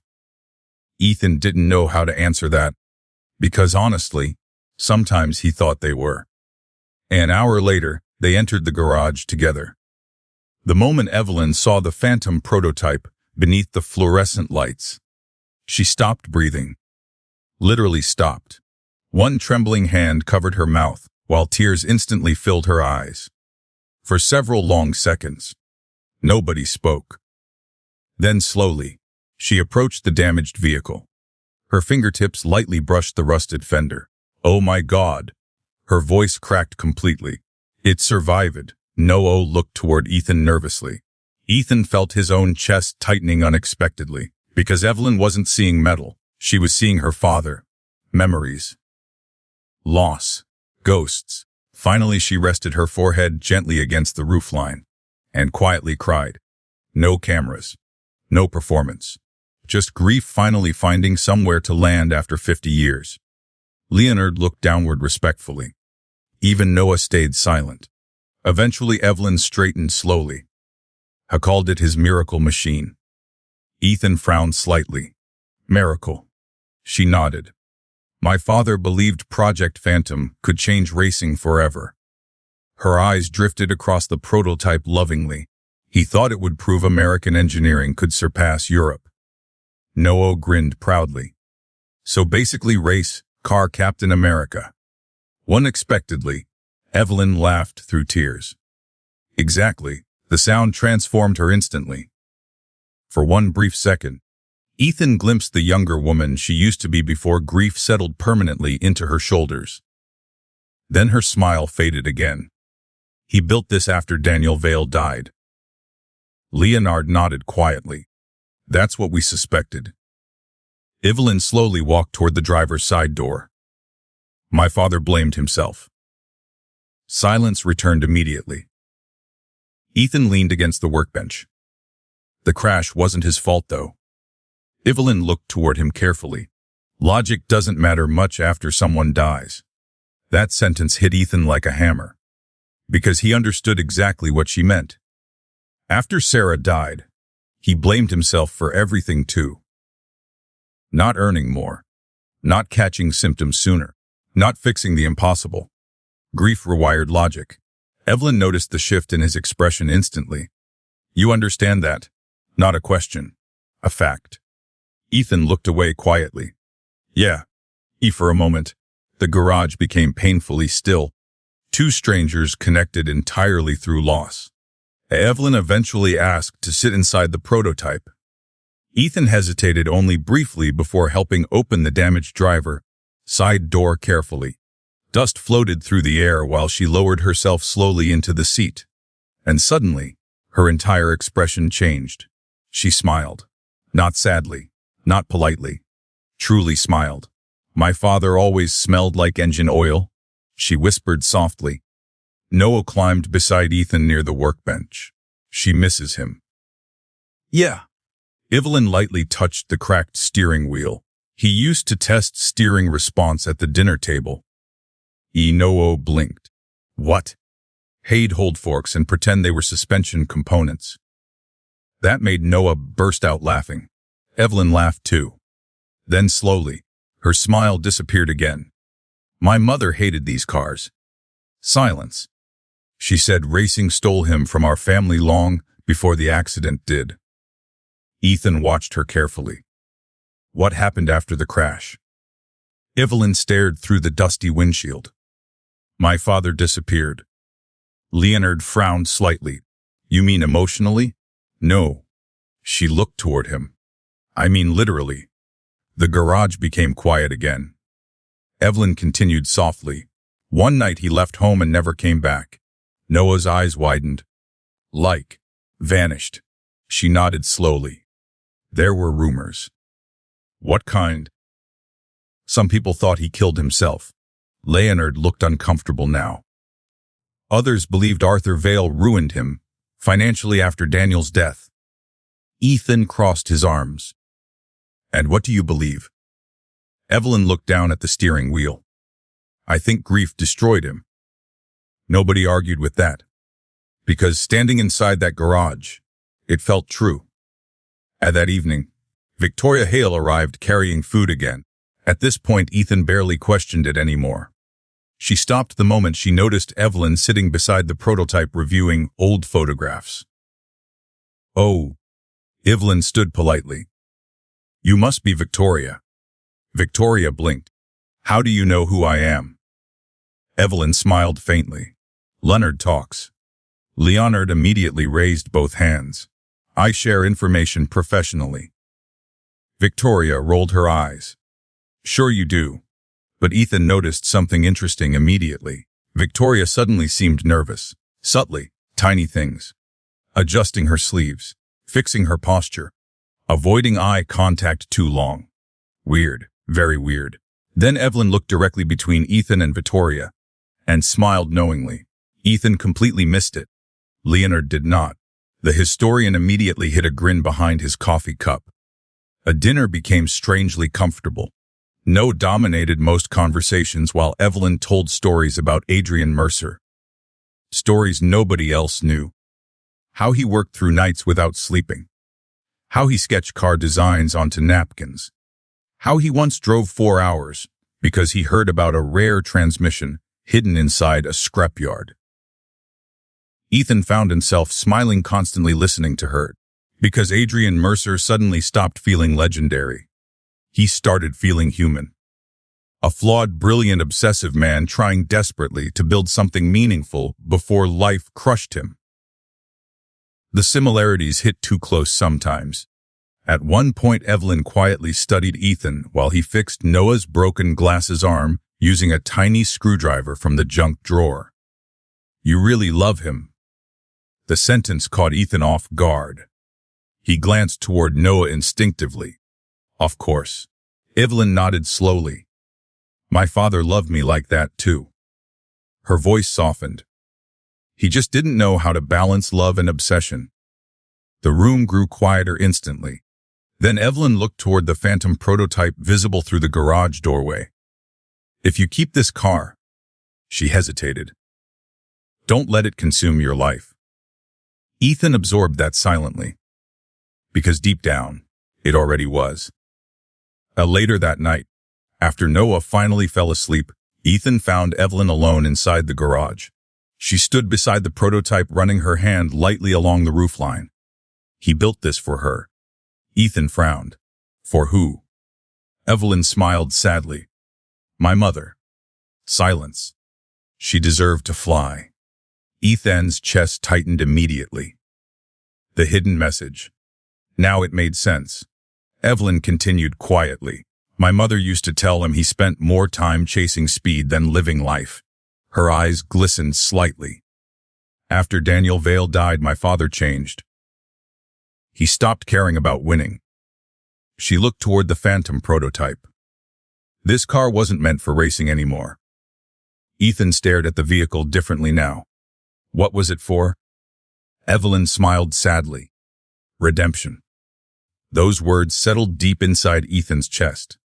Because suddenly, the Phantom prototype wasn't just a missing race car anymore. It was the final apology of a broken man. Before leaving, Evelyn handed Ethan an old photograph. Adrian Mercer stood beside a partially finished Phantom prototype, smiling for the first time Ethan had ever seen in a picture. Written across the bottom in faded ink, "Some things deserve a second chance." Ethan stared at the photo quietly. Then Evelyn placed one hand gently on his arm. "You found this car for a reason." Ethan looked up carefully. "I don't even know what I'm doing." "Yes, you do." Her eyes drifted toward the garage. "You're trying to save something everyone else gave up on." Silence lingered. Then softly, "My father would have trusted you." The words hit Ethan harder than $6 million ever could. Evelyn stepped toward the front door. But before leaving, she paused beside Victoria, then quietly whispered something only she could hear. Victoria's expression changed instantly. Surprised, softened, emotional. Ethan noticed immediately. What'd she say? Victoria looked toward him strangely for a moment, then smiled faintly. She said. Her eyes drifted briefly toward the Phantom prototype. "Some people are worth taking a chance on." The next morning, Ethan Cole made the dumbest decision of his life. Or maybe the bravest. Honestly, he wasn't sure anymore. The Phantom prototype sat beneath the garage lights while coffee steamed in his hand and exhaustion hollowed out his face. Outside, reporters still lingered near the street. Inside, everything felt strangely calm. Because sometime during the night, after Evelyn Mercer left, Ethan finally understood something. He couldn't sell the car. Not to Arthur Vale. Not to collectors. Not to people who saw the Phantom as a trophy. Because this wasn't a trophy. It was Adrian Mercer's final heartbeat. And somehow, that mattered. Noah shuffled into the garage wearing sweatpants and carrying cereal. "You look like you didn't sleep again." "Correct." Noah climbed onto the work stool. "So what's the plan?" Ethan stared at the Phantom silently. Then finally, "I think we restore it." The spoon froze halfway to Noah's mouth. "Wait." He blinked rapidly. "Like ACTUAL, restore it." Ethan nodded slowly. Noah nearly launched off the stool. "TAS 80s albuisemi." Then, immediately. "Oh." The excitement vanished from his face. "What?" "We're broke." Ethan burst out laughing. "Little bit." Noah frowned thoughtfully. "How expensive is restoring $1 million race car?" Ethan stared at the rusted machine. "Probably horrifying." Noah nodded seriously. "Yeah, that sounds bad." The garage door suddenly opened. Leonard Cross entered carrying folders while Victoria followed behind him holding coffees. Again, at this point nobody questioned it anymore. Victoria stopped immediately after hearing the conversation. "You're restoring it?" Ethan nodded. Leonard looked equally stunned. "You're serious?" "Yeah." The historian slowly removed his glasses. "Ethan, restoring a prototype like this could cost millions." "I know. You'd need specialists. Custom fabrication. Historic documentation." "I know." Victoria folded her arms. "And where exactly are you planning to get that money?" Ethan stared at the Phantom quietly. "I don't know yet." Silence. Then Noah raised his hand dramatically. "We could rob a bank." Victoria pointed immediately. "No." Leonard rubbed his forehead. "Absolutely not." Noah shrugged. "Just brainstorming." Despite himself, and Ethan laughed again. God, the kid really was keeping him alive through this insanity. At the first person to call was Marcus Reed, Ethan's oldest friend, former mechanic, restoration specialist, professional smartass. Marcus arrived less than an hour later driving an ancient tow truck, held together by rust and bad language. The moment he stepped into the garage, he froze. Completely. No freaking way. Ethan smirked faintly. Morning to you too. Marcus slowly circled the phantom prototype with wide eyes. This is the car, apparently. Marcus crouched near the rear quarter panel examining the chassis carefully. Then suddenly he looked toward Ethan. You realize this thing is basically the holy grail for restoration guys, right? That seems dramatic. I'm underselling it. Marcus slid underneath the car with a flashlight. Seconds later, oh my God, Leonard smiled faintly. That was my reaction too. Marcus rolled back out staring upward like his brain stopped functioning. These welds. He looked genuinely emotional. Whoever built this was a maniac. Adrian Mercer? Noah said proudly. Marcus blinked. Adrian Mercer. Noah folded his arms. We're internet famous. Marcus pointed toward Ethan immediately. What did you do? Ethan sighed heavily. Bought a $150 nightmare. Marcus stood slowly. Then grinned. I'm in. Ethan frowned. What? I'm helping restore it. Marcus. Nope. He pointed toward the Phantom. You do not find one of the greatest missing race cars in history, and then call somebody else. Victoria watched Ethan carefully now. She noticed something subtle. The way people lit up around him. Not because of money. Because Ethan inspired belief. The realization surprised her more than she wanted to admit. Within 3 days, everything snowballed. Marcus contacted old restoration friends. Leonard reached out to historical experts. Forums exploded with volunteers offering help. Fabricators, engine builders, painters, archivists. Some wanted money. Others simply wanted to touch history. Ethan's garage became chaos. Blueprints covered walls. Parts catalogs stacked everywhere. Coffee cups multiplied like infections. And somehow, for the first time in years, the house felt alive again. Noah loved every second. He ran between conversations absorbing everything. What's a chassis brace? What's titanium? What does aerodynamic mean? Marcus finally pointed at him during one discussion. This kid asks more questions than internet forums. Noah grinned proudly. Thank you. That wasn't a compliment. Still counts. Victoria watched the interaction quietly from the kitchen doorway. Then unexpectedly smiled, because for the first time since she moved into Ravenwood Heights, Ethan's house didn't feel sad anymore.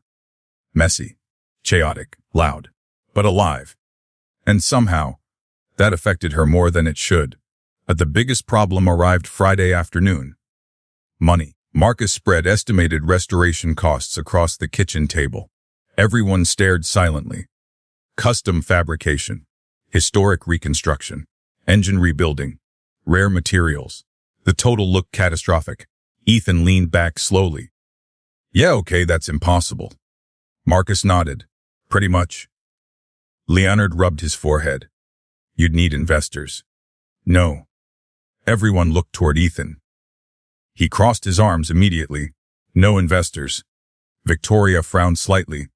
You can't restore this without outside funding. Then I'll figure something else out. Marcus sighed heavily. Ethan. No. His voice sharpened unexpectedly. Because suddenly he pictured Arthur Vale again. Collectors. Ownership. Control. The Phantom prototype already survived one lifetime buried and forgotten. Ethan refused to let that happen again. Victoria noticed the fear underneath his anger immediately. Interesting. Very interesting. Finally, she spoke carefully. What about public restoration? Ethan frowned. What? She stepped closer toward the table. Document everything. Marcus blinked. Like social media. Bigger. Victoria's business instincts had fully activated now. People are already obsessed with this story.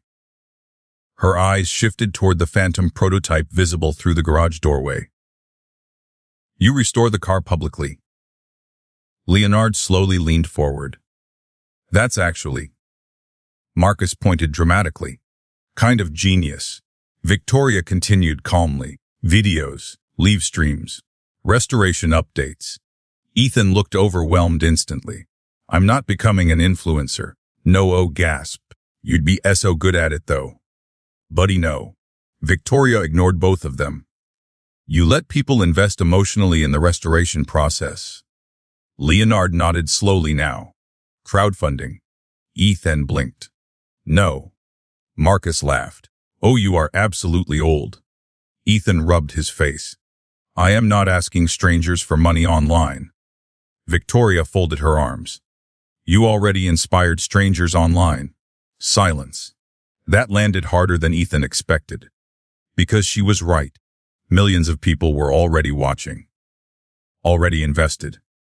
Already emotionally attached to the phantom. Victoria stepped closer quietly. You don't understand what people see when they look at you. Ethan frowned. What's that supposed to mean? They see someone choosing meaning over money. Her voice softened slightly. That's rare. The room became still. Because nobody joked afterward. Not even Marcus. Deep down, they all knew she was right. That night, Ethan filmed his first restoration update. And it went horribly. Marcus held the camera while Ethan awkwardly stood beside the phantom prototype. Okay, Marcus said. Just talk naturally. I am talking naturally. You sound like a hostage. Noah burst out laughing from behind the camera. Victoria sat nearby trying, and failing, not to smile. Ethan pointed everyone immediately. You're all very supportive. Marcus grinned. Action. Ethan sighed heavily. Noah whispered loudly. Painful. Ethan glared toward him. Then tried again. My name's Ethan Cole. He gestured awkwardly toward the phantom. A few weeks ago, I accidentally bought what might be one of the rarest missing race cars in history.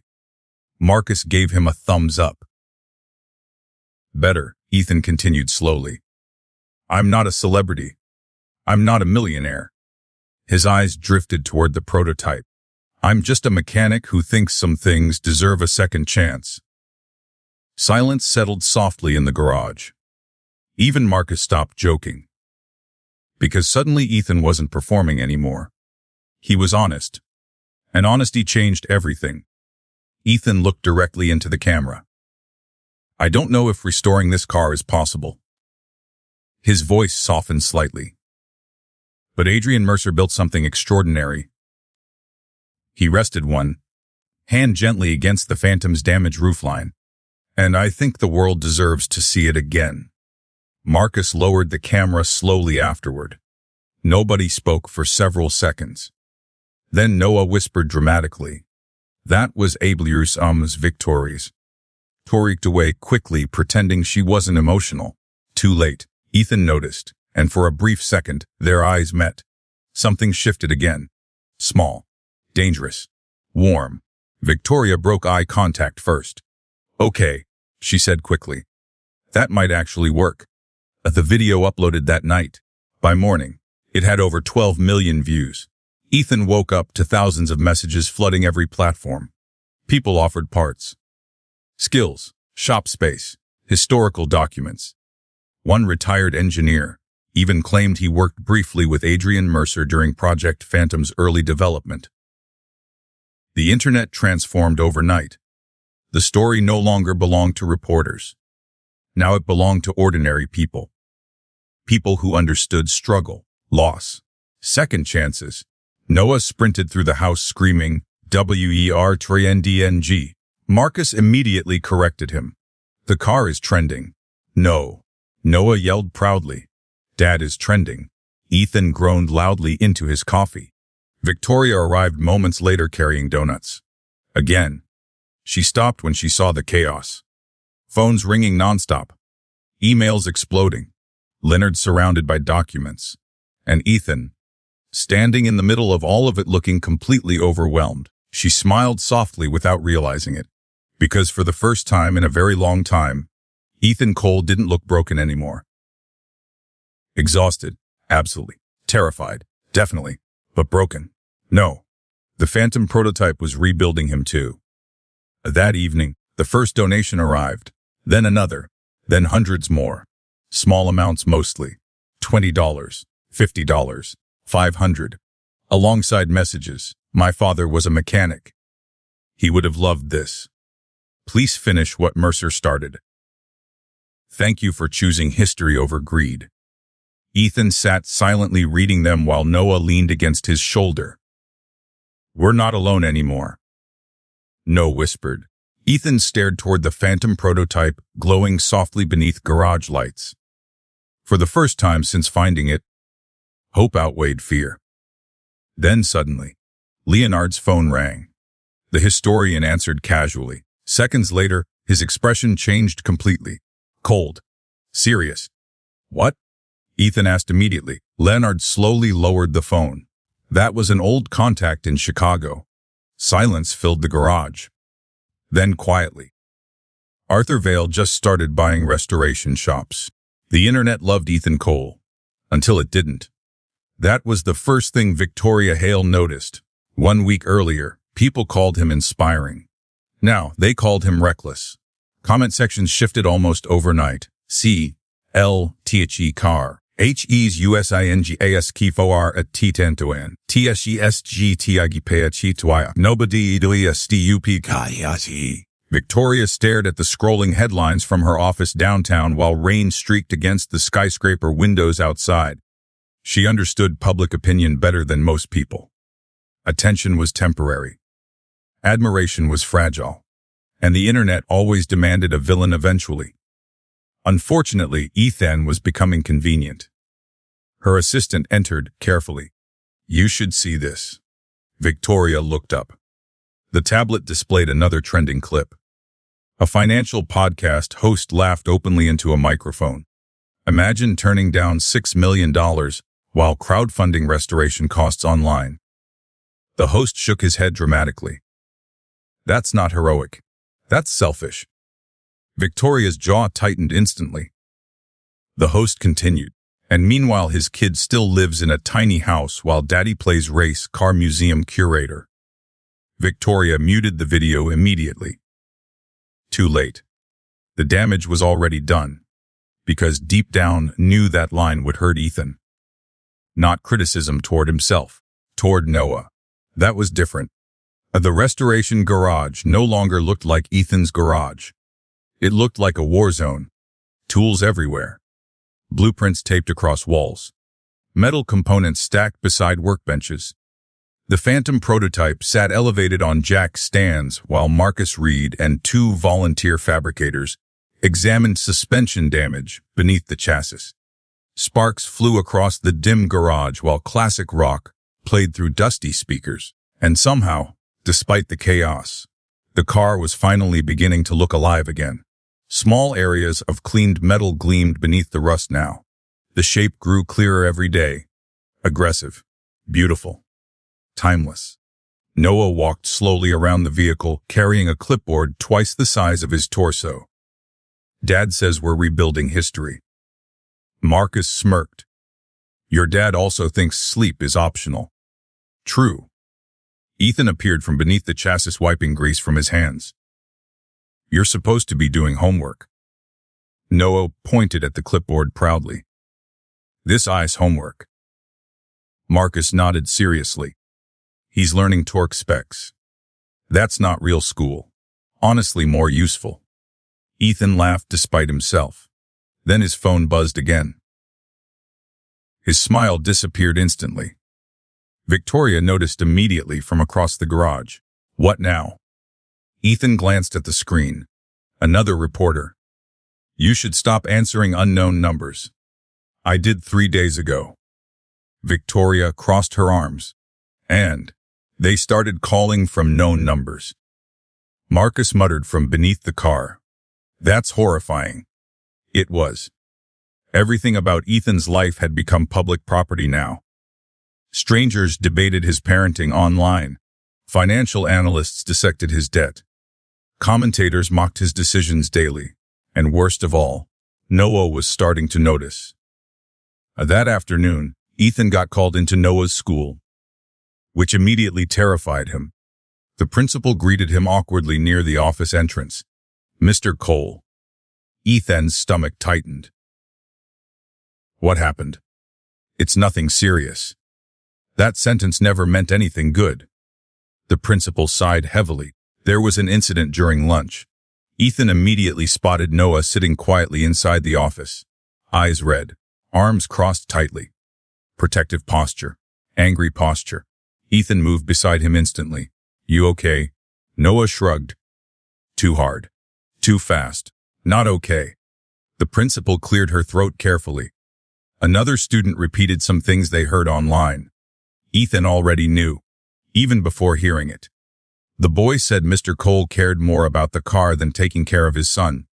Silence. Hot. Sharp. Painful silence. Noah stared at the floor while Ethan's chest tightened painfully. He punched the student.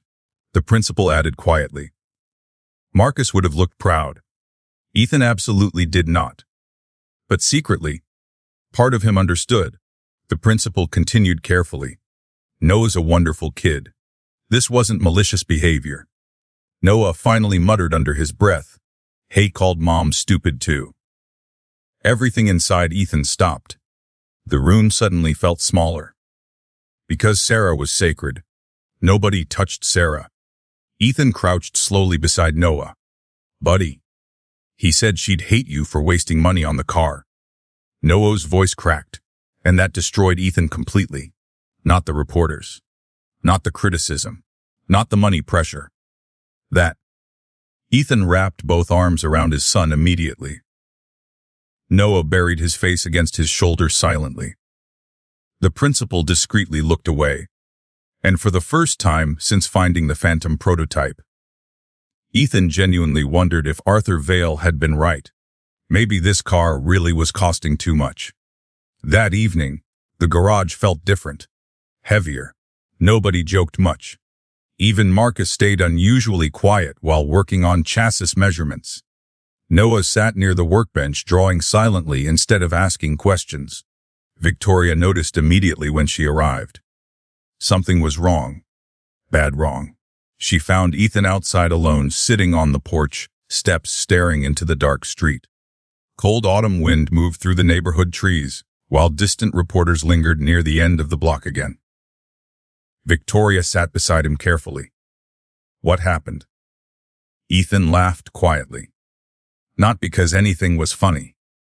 Because he was exhausted. "Apparently I'm ruining my son's life." Victoria frowned immediately. "What?" He explained everything quietly. The school. The comments. Sarah. Victoria listened silently the entire time. Then finally, "People are cruel. Maybe they're right." Her head snapped toward him instantly. "No." Ethan rubbed both hands across his face. "I turned down $6 million.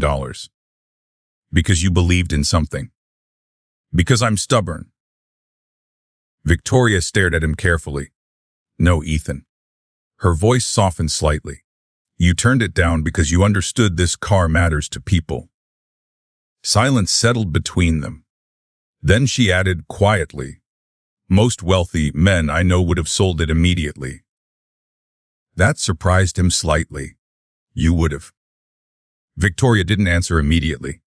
Because honestly, a few weeks ago, she absolutely would have. Now she wasn't sure anymore, and that realization unsettled her deeply. Inside the garage, Noah quietly approached the phantom prototype alone. The partially restored chassis gleamed softly beneath overhead lights while shadows stretched across the floor. Noah stared at the car silently for several long seconds. Then softly whispered, "Are you worth this?" He felt stupid immediately afterward. Talking to a car. Great. But then he noticed something strange near the passenger side floor panel. A tiny hidden compartment partially exposed during restoration work. "Dad." No answer. He walked closer carefully. "Dad."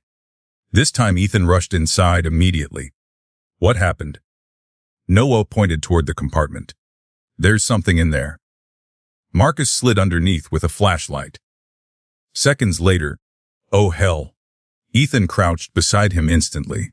Inside the hidden compartment sat old cassette tapes, folded papers, and a small black notebook wrapped carefully in cloth. Everyone froze. Leonard arrived moments later after Ethan nearly screamed into the phone. The historian carefully opened the notebook beneath the workbench lights. His eyes widened instantly. This is Mercer's handwriting. Victoria stepped closer. What is it? Leonard flipped through pages slowly.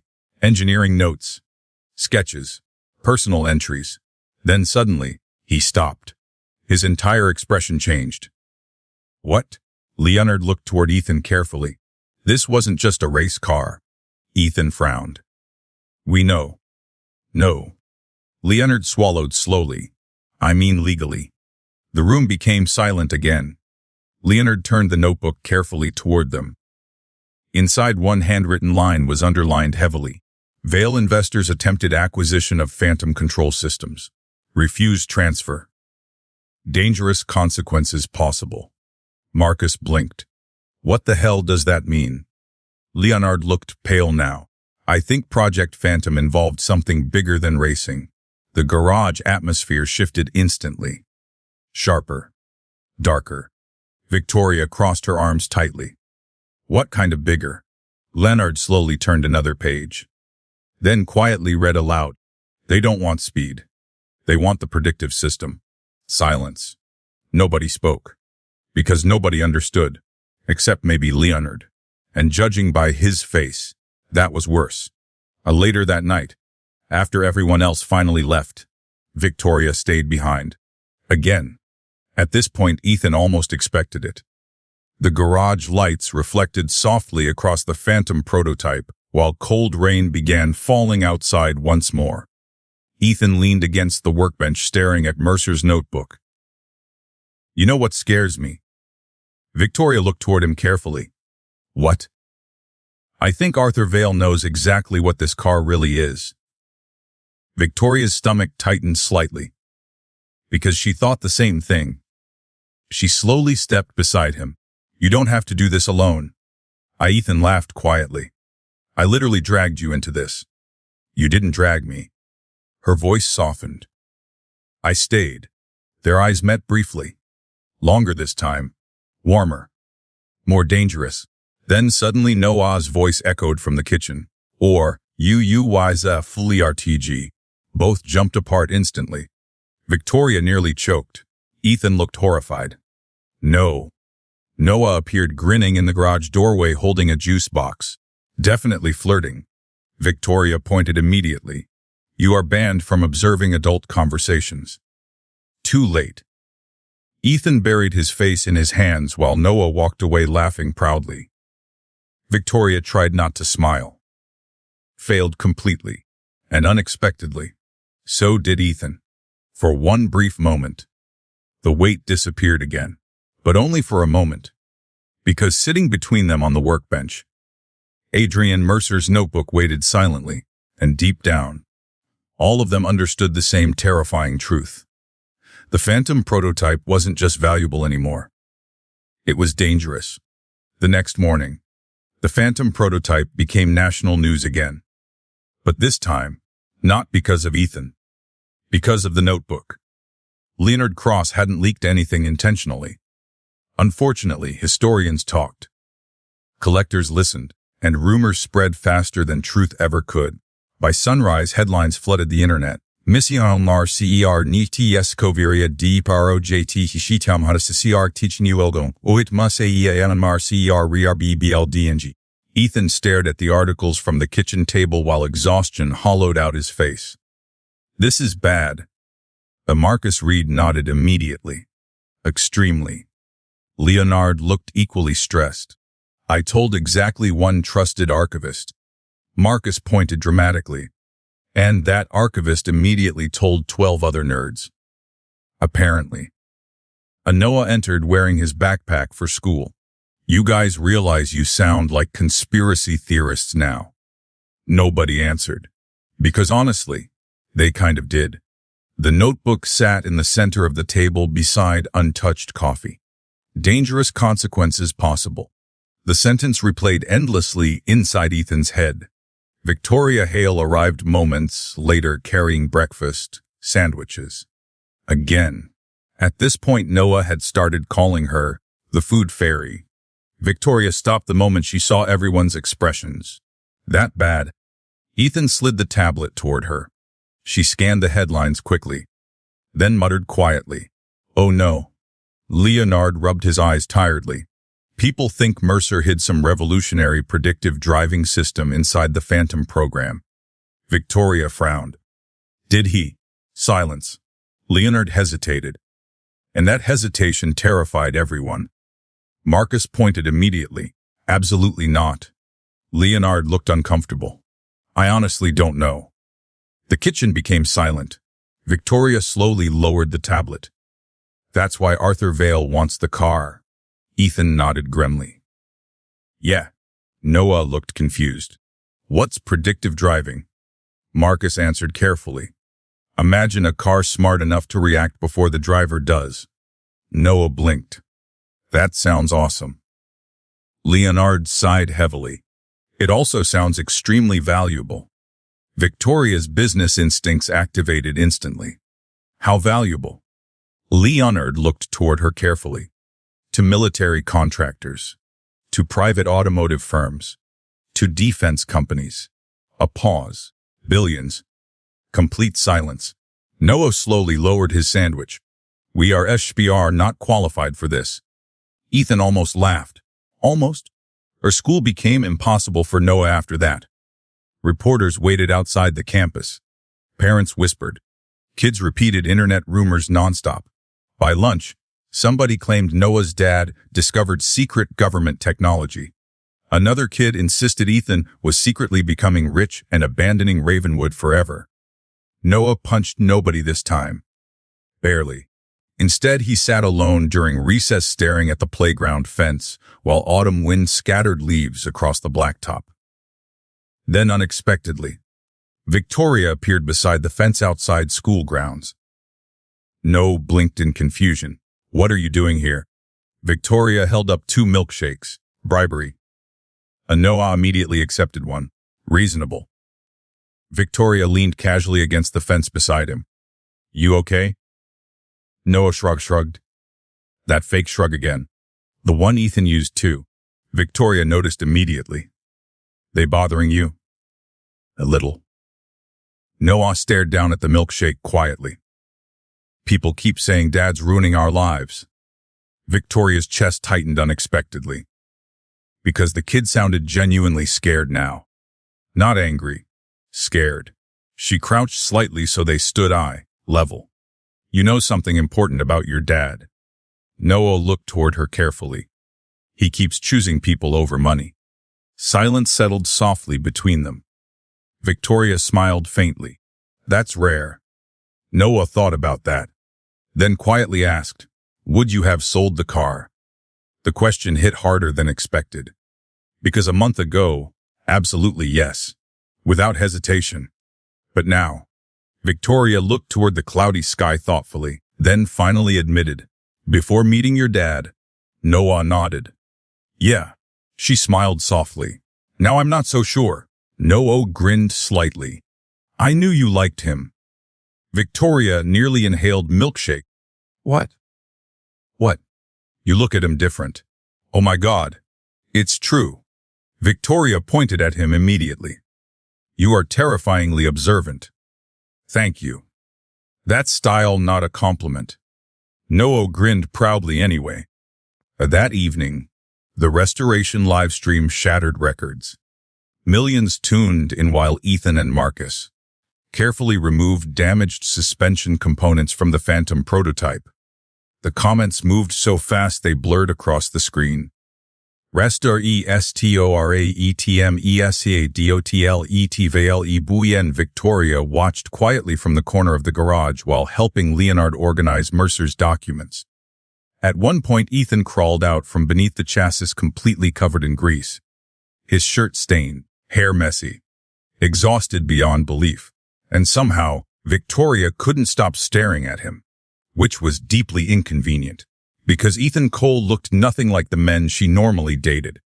No expensive suits, no polished arrogance, no rehearsed confidence, just honesty. Messy, exhausting honesty. Marcus suddenly looked toward the live stream camera dramatically. By the way, he announced, if any billionaires are watching. Ethan immediately groaned. Please stop trying to buy our restoration shops. The livestream comments exploded instantly. Vale SBING, shops, TSANCNE. Ethan glared toward Marcus. We discussed not escalating things. Marcus shrugged. We're already being hunted by billionaires. Feels pretty escalated, the honestly fair point. Victoria tried not to smile. Failed. Again. 3 days later, the first shop backed out. Then another. Then another. Every specialist Marcus contacted suddenly became unavailable. Some apologized awkwardly. Others stopped answering entirely. One fabricator finally admitted the truth quietly over the phone. Vale offered triple what your project pays. Ethan sat silently afterward, staring at the disconnected call. Marcus kicked a toolbox angrily. That rich psychopath is blacklisting us. Leonard looked grim. He's isolating the restoration. Victoria folded her arms thoughtfully. No. Everyone looked toward her. She stepped closer slowly. He's pressuring Ethan. Silence. Because she was right. Arthur Vale wasn't just trying to buy the car anymore. He was trying to exhaust Ethan emotionally, financially, psychologically, and, honestly, it was starting to work. That night, Ethan nearly sold the Phantom. Nobody knew except him. The restoration bills piled across the kitchen table while overdue notices sat beside them like accusations. Mortgage pressure, medical debt, equipment costs. The numbers looked impossible. Noah was asleep upstairs. Marcus had gone home. Leonard finally collapsed at his hotel. For the first time since finding the Phantom, Ethan felt truly defeated. He stared toward Arthur Vale's unopened business card, lying beside the notebook. One call. That's all it would take. One phone call and everything disappeared. No more stress. No more danger. No more fear. His hand slowly reached toward the card. Then, a knock interrupted him. Victoria. Of course. At this point, she practically lived there. Ethan opened the door looking exhausted. Victoria studied his face carefully. You were thinking about selling. Not a question. A fact. Ethan laughed quietly. Am I really that obvious? Yes. She stepped inside carrying Chinese takeout. Again, Ethan muttered. Normal neighbors just borrow lawn tools. You're a terrible neighbor. Your life has too many plot twists. That actually made him laugh. A real laugh. Small. Tired. A real. Victoria relaxed slightly hearing it. Good. She hated when he looked defeated. Which was another deeply inconvenient realization. They ate quietly inside the garage beside the Phantom prototype. Soft rain tapped against the roof overhead while dim lights reflected across exposed metal panels. For once, no cameras, no live streams, no reporters, just silence. Victoria studied Ethan carefully across the workbench. You know what your problem is? Ethan sighed. Feels like a long list. You keep trying to carry this alone. I'm not. Yes, you are. Her voice softened slightly. You let people help physically.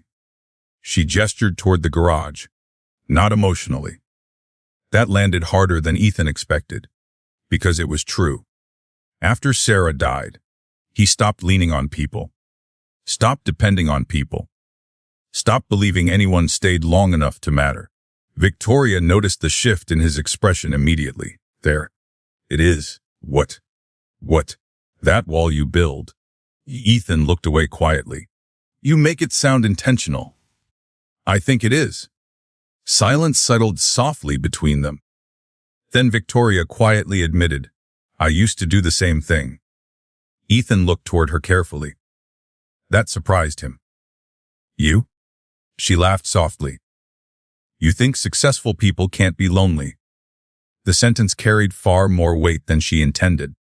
Victoria stared toward the phantom prototype. My father died when I was 23. Ethan's expression softened instantly. I didn't know. Most people don't. Her voice lowered slightly. After he died, I buried myself in work because it was easier than grieving. The garage grew quieter. That's why I understood Adrian Mercer immediately. Her eyes drifted toward the prototype. People build things when they don't know how to fix themselves. Silence. Heavy. Honest silence. Ethan stared at her differently now. Not as the wealthy CEO neighbor.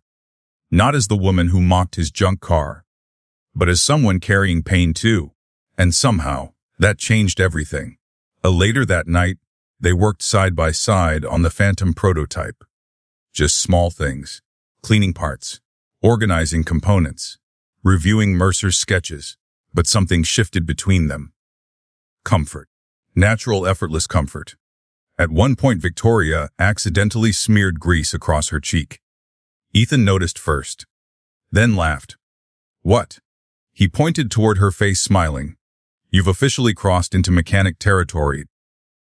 Victoria frowned. What does that mean? Instead of answering, Ethan stepped closer carefully, then gently wiped the grease from her cheek with a rag. Everything stopped.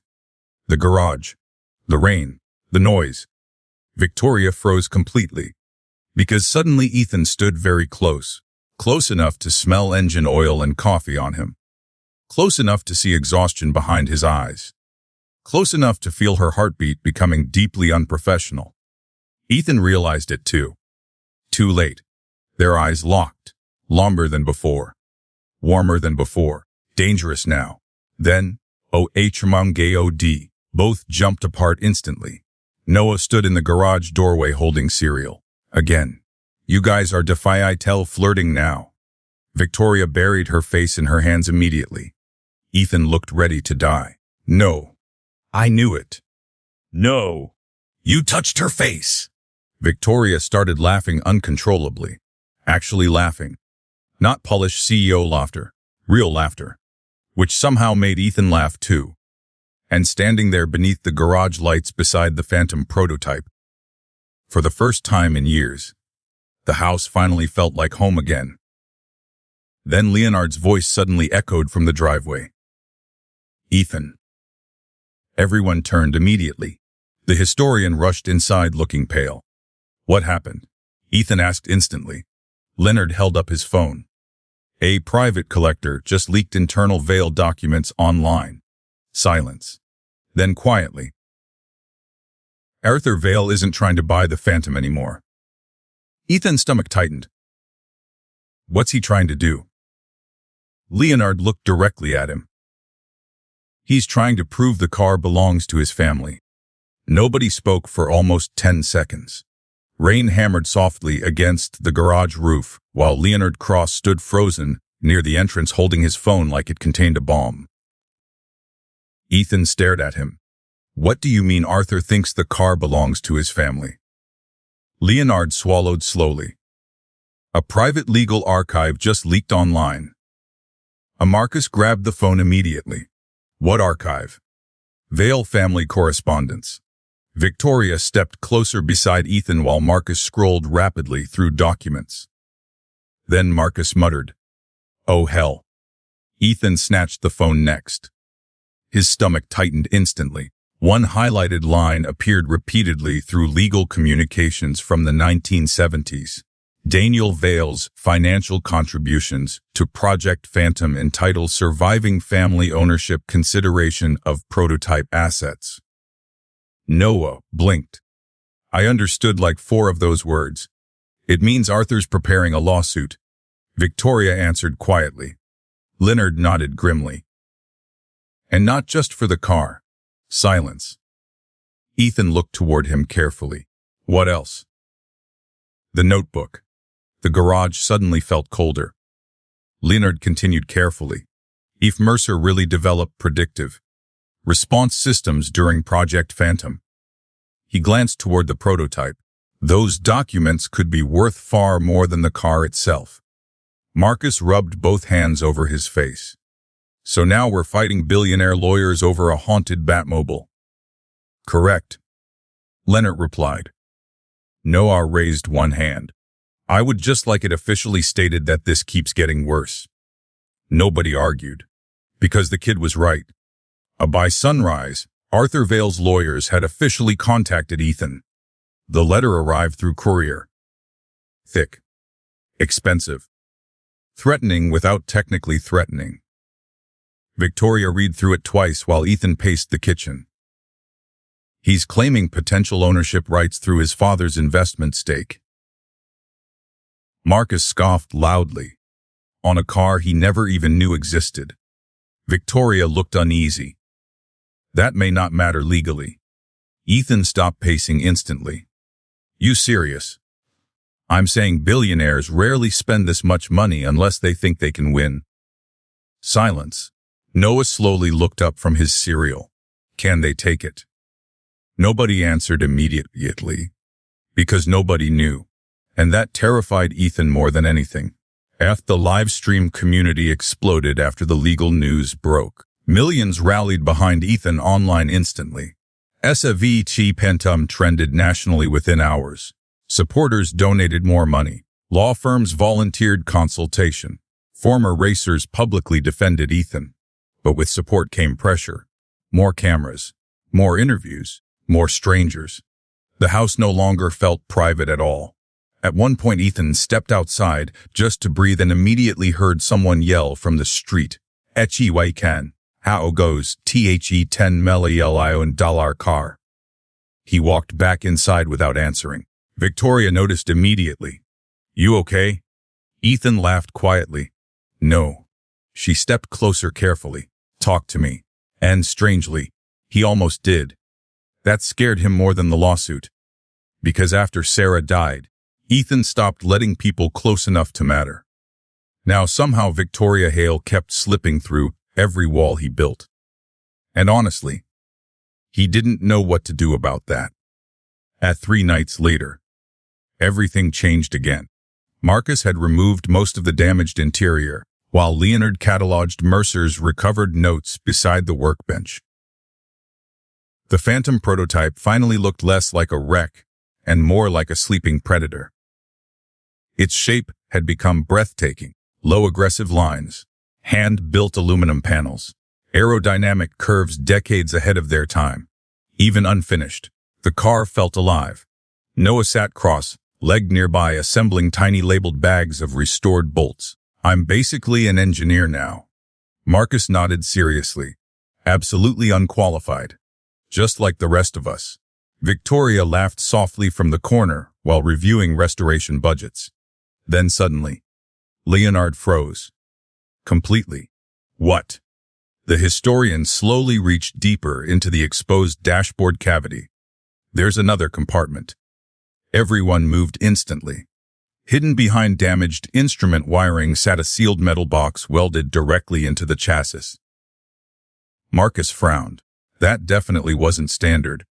Leonard carefully removed it while Ethan held the flashlight. The box looked old, military, grade almost, and engraved across the surface were 3 letters AMP. No whispered dramatically.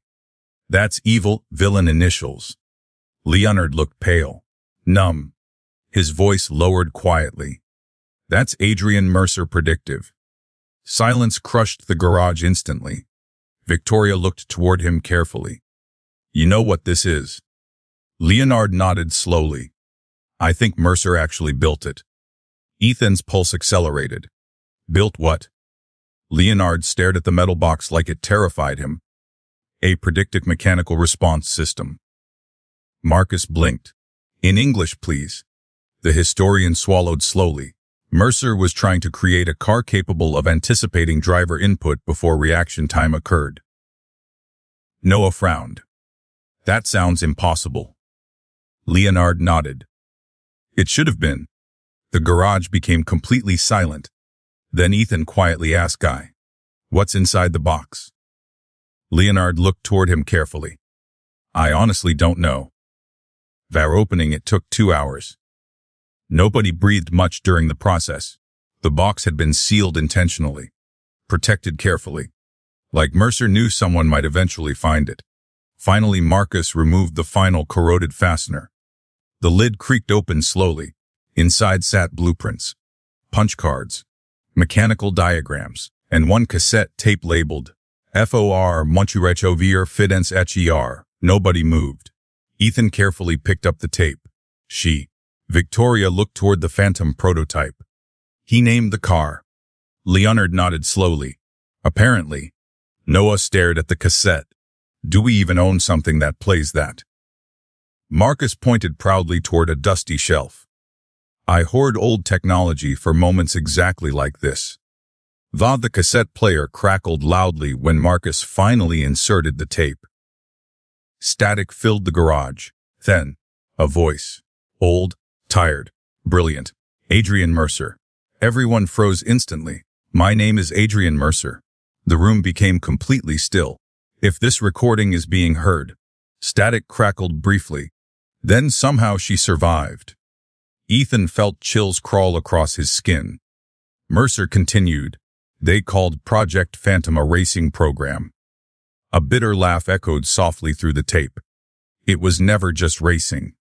Leonard closed his eyes slowly. Mercer's voice grew quieter. The predictive response system was designed to save drivers. Silence. To eliminate human delay during catastrophic handling loss. Marcus frowned. So he was trying to prevent crashes. Yes, Leonard whispered. The tape continued.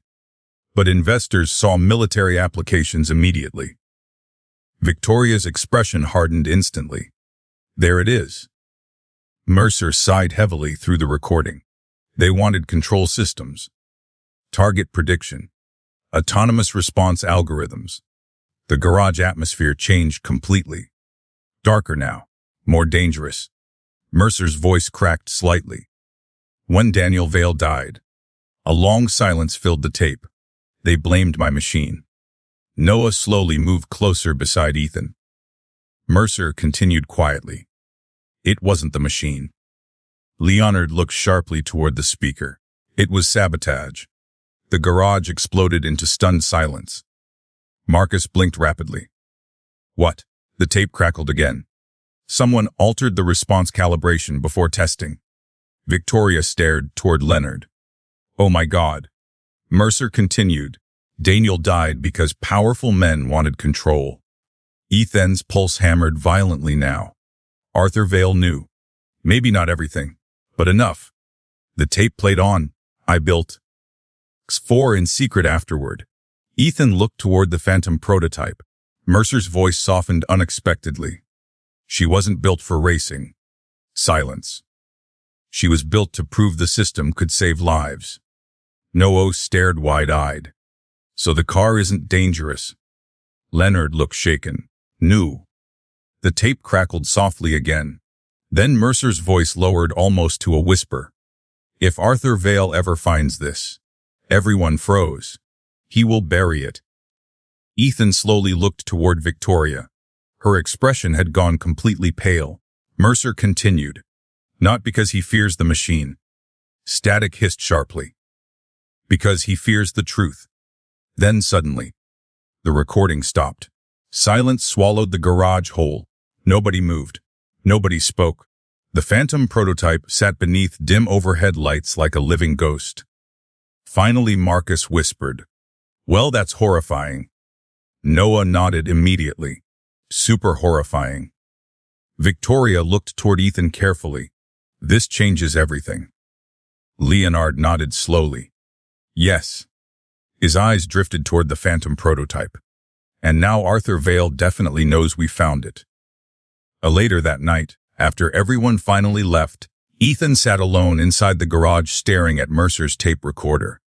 The Phantom prototype gleamed softly nearby beneath exposed framework and stripped body panels. Alive now. Awake. Not just a machine anymore. A secret. Victoria quietly entered carrying coffee. Again. At this point, Ethan wondered if she magically sensed emotional crisis. She sat beside him silently. No words at first. Just quiet. Comfortable quiet. Finally, Ethan spoke. You know what scares me? Victoria looked toward him carefully. What? I think Mercer knew this would happen. Her eyes drifted toward the Phantom. He hid the truth inside the car. Ethan nodded slowly, like he knew somebody would eventually come looking. Silence settled between them. Then Victoria quietly admitted, I almost wish you'd sold it. Ethan looked surprised. What? Her voice softened. Because now this isn't just about money anymore. She glanced toward the dark garage windows. You're fighting powerful people. Ethan stared toward the prototype quietly. Too late now. Victoria watched him carefully. Exhausted. Terrified. Still refusing to quit. And something inside her shifted again. Deeper this time. More dangerous. Because she realized something terrifyingly simple. She didn't just admire Ethan anymore. She was starting to care about him. A lot. Then Ethan suddenly looked toward her. You know you could walk away from this. Victoria blinked slightly. What? You didn't ask for any of this. Her chest tightened unexpectedly. Because somehow, the idea of leaving felt wrong now. Completely wrong. She smiled softly. Neither did you. Silence lingered between them. Warm, quiet, real. Then Ethan spoke again softly. Thank you for staying. The sentence hit Victoria harder than he realized. Because deep down, nobody had ever really needed her before. Not beyond business. Not beyond success. But Ethan meant it. And standing there beside him beneath the garage lights, Victoria finally understood why Adrian Mercer built impossible things after heartbreak. Sometimes, building something mattered less than having someone beside you while you built it. The sabotage started quietly. Small things first. Missing deliveries. Canceled contracts. Corrupted files. Tiny inconveniences designed to feel accidental. But Ethan Cole noticed patterns. Because mechanics understood patterns. Machines failed for reasons. People lied for reasons. And Arthur Vale did nothing accidentally. The first real hit came Monday morning.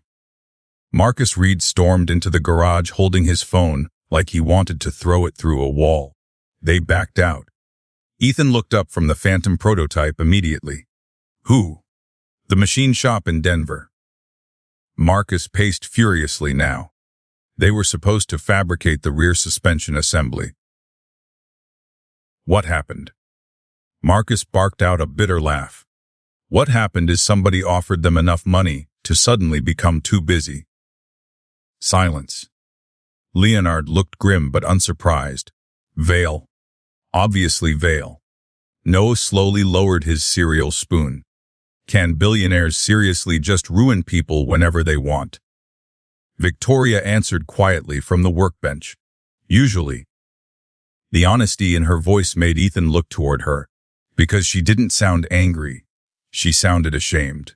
The restoration livestream audience noticed the tension almost immediately. Comments flooded nonstop. Ushis WRONch YOGUS Loxiris SSE ST Spiracy EITRL. Ethan tried smiling through it. Failed horribly. Marcus didn't even try. We're getting screwed by rich people. He announced directly into the camera. Ethan sighed loudly. We discussed not saying things like that. Marcus pointed toward the live stream. They deserve honesty. Honestly, he had a point. Because the situation was getting ugly fast. Another restoration specialist quit by afternoon. A legal consultant withdrew support by evening. And someone leaked Ethan's mortgage debt online before midnight. The comments turned vicious instantly. CLTHE car. TSHSGTINGEMJ. Yarkiesives betar. Noah saw some of them accidentally. Again. Ethan found him sitting quietly beside the Phantom prototype later that night. The garage lights reflected softly across exposed aluminum panels while rain tapped gently overhead. Noah stared at the floor. They hate us now. Ethan's chest tightened painfully. No, they don't. A lot of them do. Silence. Then quietly, maybe we should sell it. That hurt more than Ethan expected. Because Noah wasn't giving up on the car, he was trying to protect him. Ethan crouched slowly beside his son. You remember what your mom used to say about bullies? Noah nodded quietly. They get louder when they're losing. Exactly. Noah stared toward the phantom prototype. Are we losing? Ethan looked at the car carefully. Then toward Mercer's notebook resting on the workbench. Truthfully, he didn't know anymore. But finally he answered anyway. Not yet. Arthur Vale appeared on national television 2 days later. And somehow, that was worse. The billionaire sat calmly inside a polished interview studio wearing a dark tailored suit while millions watched. Victoria muted the television in her office immediately after seeing him. Too late. The clip already spread everywhere online. Arthur looked composed, reasonable, almost sympathetic. I understand Mr. Cole's passion. He told the interviewer smoothly. That manipulative calmness instantly irritated Victoria. Arthur continued, but Project Phantom involved my father's final years. This is deeply personal for my family. The interviewer nodded sympathetically. Do you believe the vehicle legally belongs to you? Arthur paused carefully. Perfectly calculated. I believe history deserves responsible stewardship. Victoria nearly threw the remote, because she recognized exactly what Arthur was doing. Rebranding himself. Not greedy billionaire. Grieving son. It was brilliant. And terrifying, for by evening, public opinion shifted again. People started questioning Ethan harder. Why refuse Arthur? Why hide the technology? Why continue restoration during lawsuits? Even supporters became uncertain. Marcus slammed his laptop shut violently. I hate rich people. Leonard rubbed both temples tiredly. Arthur's winning the narrative war. Victoria stared quietly at the livestream analytics. He was right. Support numbers were dropping. Donations slowing. Engagement shifting negative. Arthur Vale understood perception better than all of them, and he was weaponizing it perfectly. Ethan leaned against the garage wall, exhausted beyond words. So what now? Nobody answered immediately, because nobody knew. Then unexpectedly, Victoria stood. Everyone looked toward her. Her expression had changed. Cold, focused, sharp. CEO Victoria, the version Ethan had barely seen before. No, she said quietly. Marcus blinked. No what? No more reacting. She walked toward the workbench slowly. We've spent weeks letting Arthur define this story. Leonard frowned slightly. And your solution? Victoria's eyes drifted toward the phantom prototype. We tell the truth first. Silence. Then Ethan frowned. What truth? Victoria pointed toward Mercer's recovered cassette tapes. The sabotage. The predictive system. The investors. Marcus blinked rapidly. You want to expose Arthur Vale publicly? Victoria met his eyes directly. Yes. The garage became still, because everyone understood exactly how dangerous that idea was. Leonard spoke carefully. Victoria, if those claims can't be fully proven, they can. Everyone looked toward her. Victoria folded her arms. Arthur's corporations leave trails everywhere. Ethan stared at her carefully. You can actually find evidence. A faint, dangerous smile appeared. I built billion-dollar companies, Ethan. Her eyes sharpened slightly. You think I don't know how rich men hide things? For the first time since this nightmare began, hope flickered across Marcus's face again. No offense. He muttered quietly. But you're kinda terrifying. Victoria accepted that like a compliment. The deeper Victoria investigated, the uglier things became. Vale-funded shell corporations, suppressed engineering contracts, private acquisitions connected to old phantom investors. And one detail changed everything. Daniel Vale's crash report had been altered. Leonard nearly dropped the documents when Victoria showed him. This was edited. Victoria nodded grimly. Original calibration reports disappeared 3 days after the crash. Marcus looked stunned. You serious?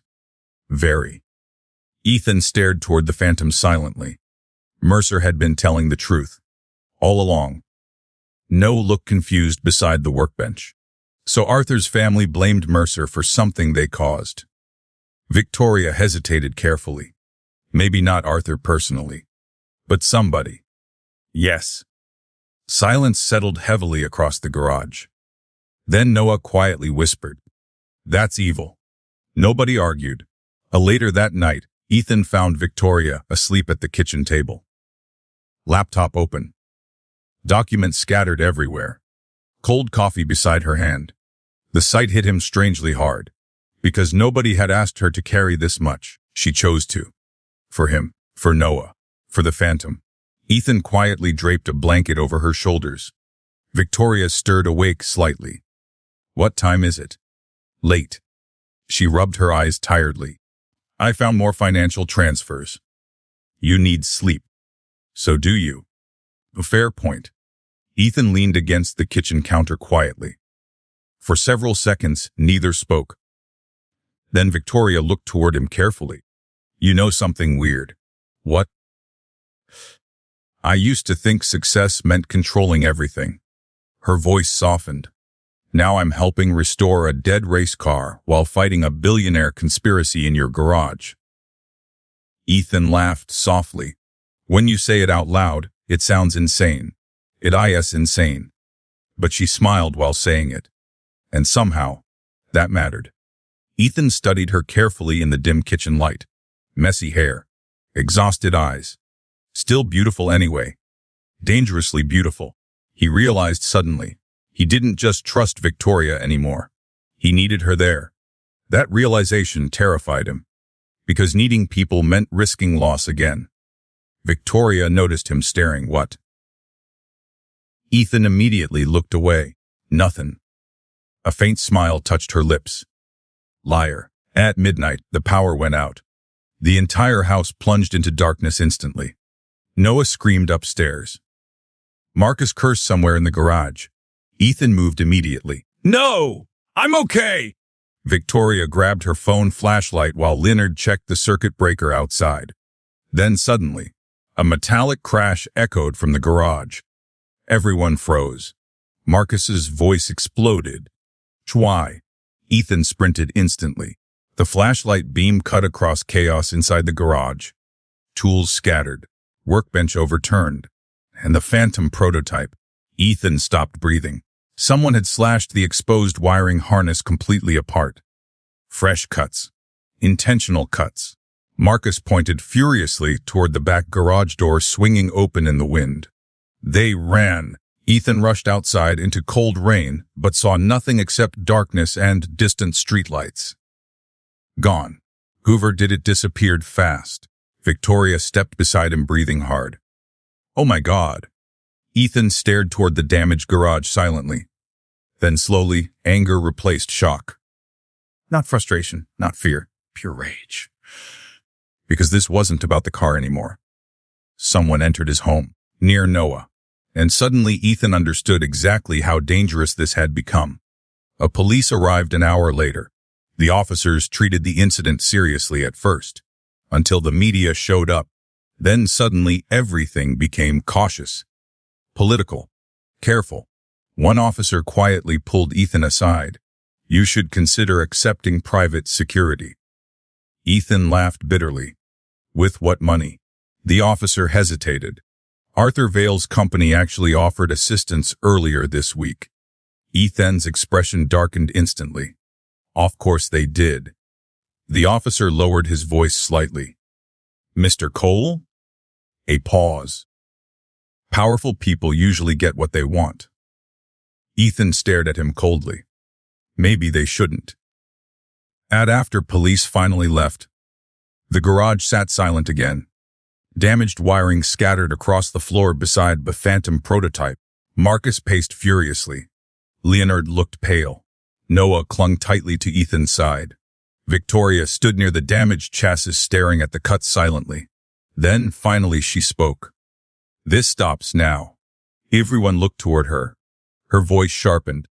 No more hiding. No more reacting. No more hoping Arthur Vale plays fair. Ethan stared at her carefully. What are you saying? Victoria slowly turned toward him. The garage lights reflected fiercely in her eyes now. I'm saying we fight back. Silence. Then quietly. And I know exactly how. The next morning, Victoria Hale went to war. Not loudly, not emotionally, quietly. Which was far more dangerous. Ethan watched her transform the kitchen into what looked like a corporate command center overnight. 3 laptops. 2 phones. Stacks of legal documents. Financial records spread across every surface. Marcus walked in carrying coffee and immediately stopped. I think she's becoming Batman. Victoria didn't even look up. Please keep talking. I'm building evidence folders. Marcus slowly nodded. Definitely Batman. Noah whispered proudly. I knew she was cool. Victoria pointed toward him without lifting her eyes from the screen. You still have homework. No witness. There are literally 6 people here. Noah shrugged. Unreliable witnesses. Even Ethan laughed at that, which mattered. Because after the sabotage attempt, Lofter had disappeared from the house completely. The phantom prototype sat in the garage with damaged wiring exposed beneath harsh work lights. The attack changed everything. This wasn't just media chaos anymore. Someone crossed into Ethan's home, near Noah, and the fear sitting inside Ethan's chest since then refused to leave. Victoria noticed every second of it. The way he checked locks twice. The way he kept Noah closer now. The way exhaustion darkened his face. And honestly, it scared her too. Because she cared now. Far too much. By afternoon, Victoria uncovered the first major breakthrough.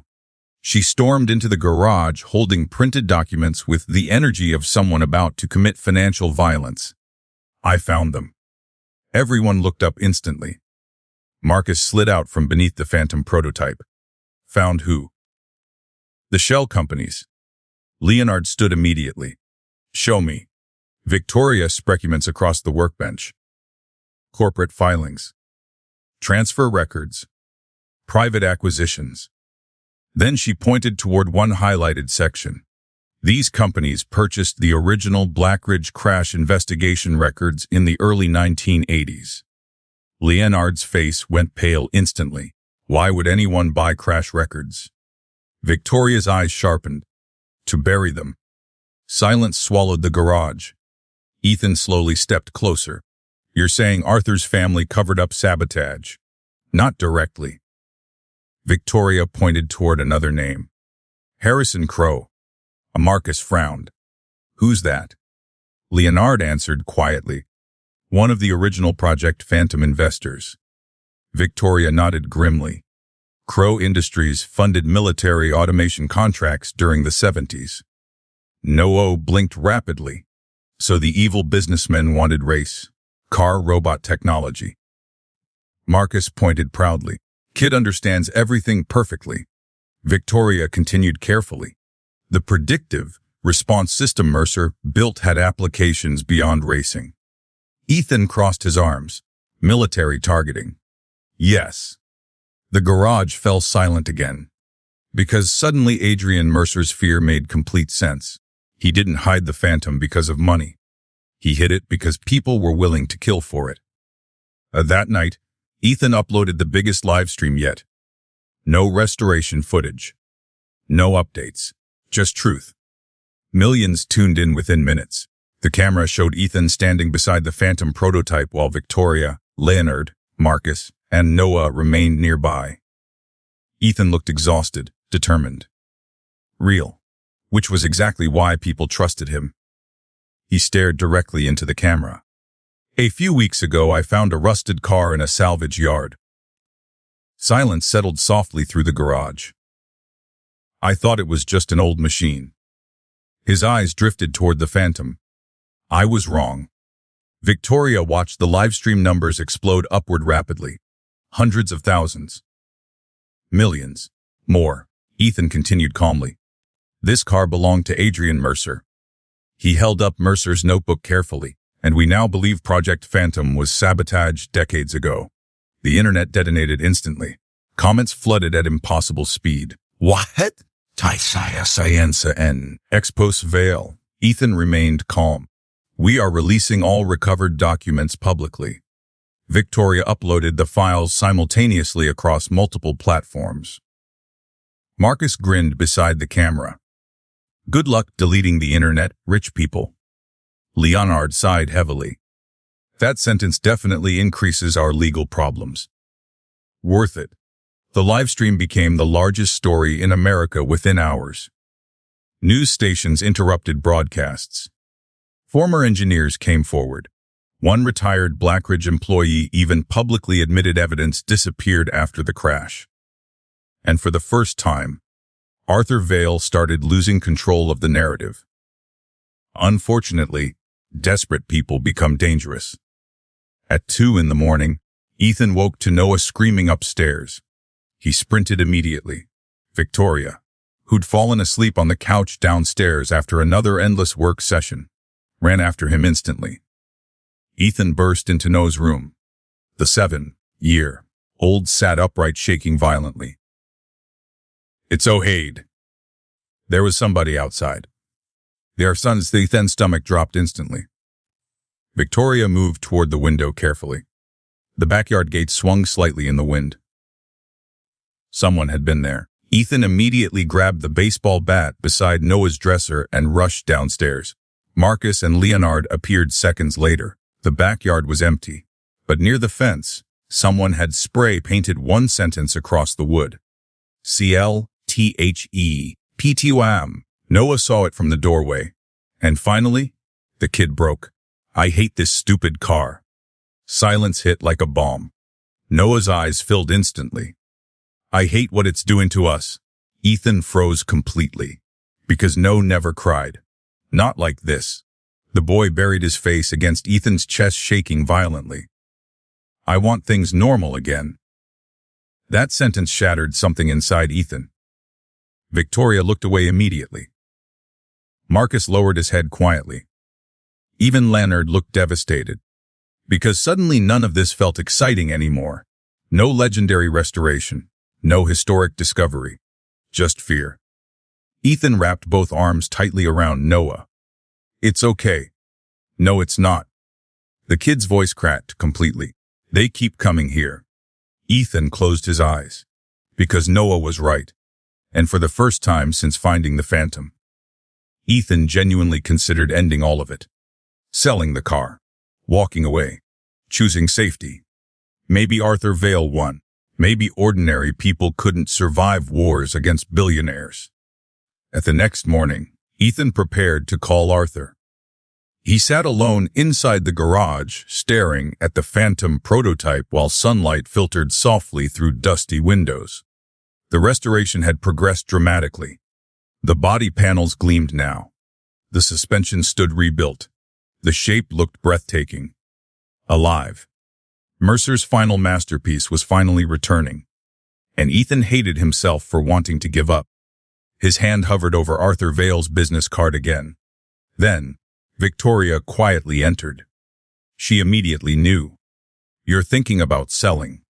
Ethan laughed bitterly. Everybody keeps saying I should.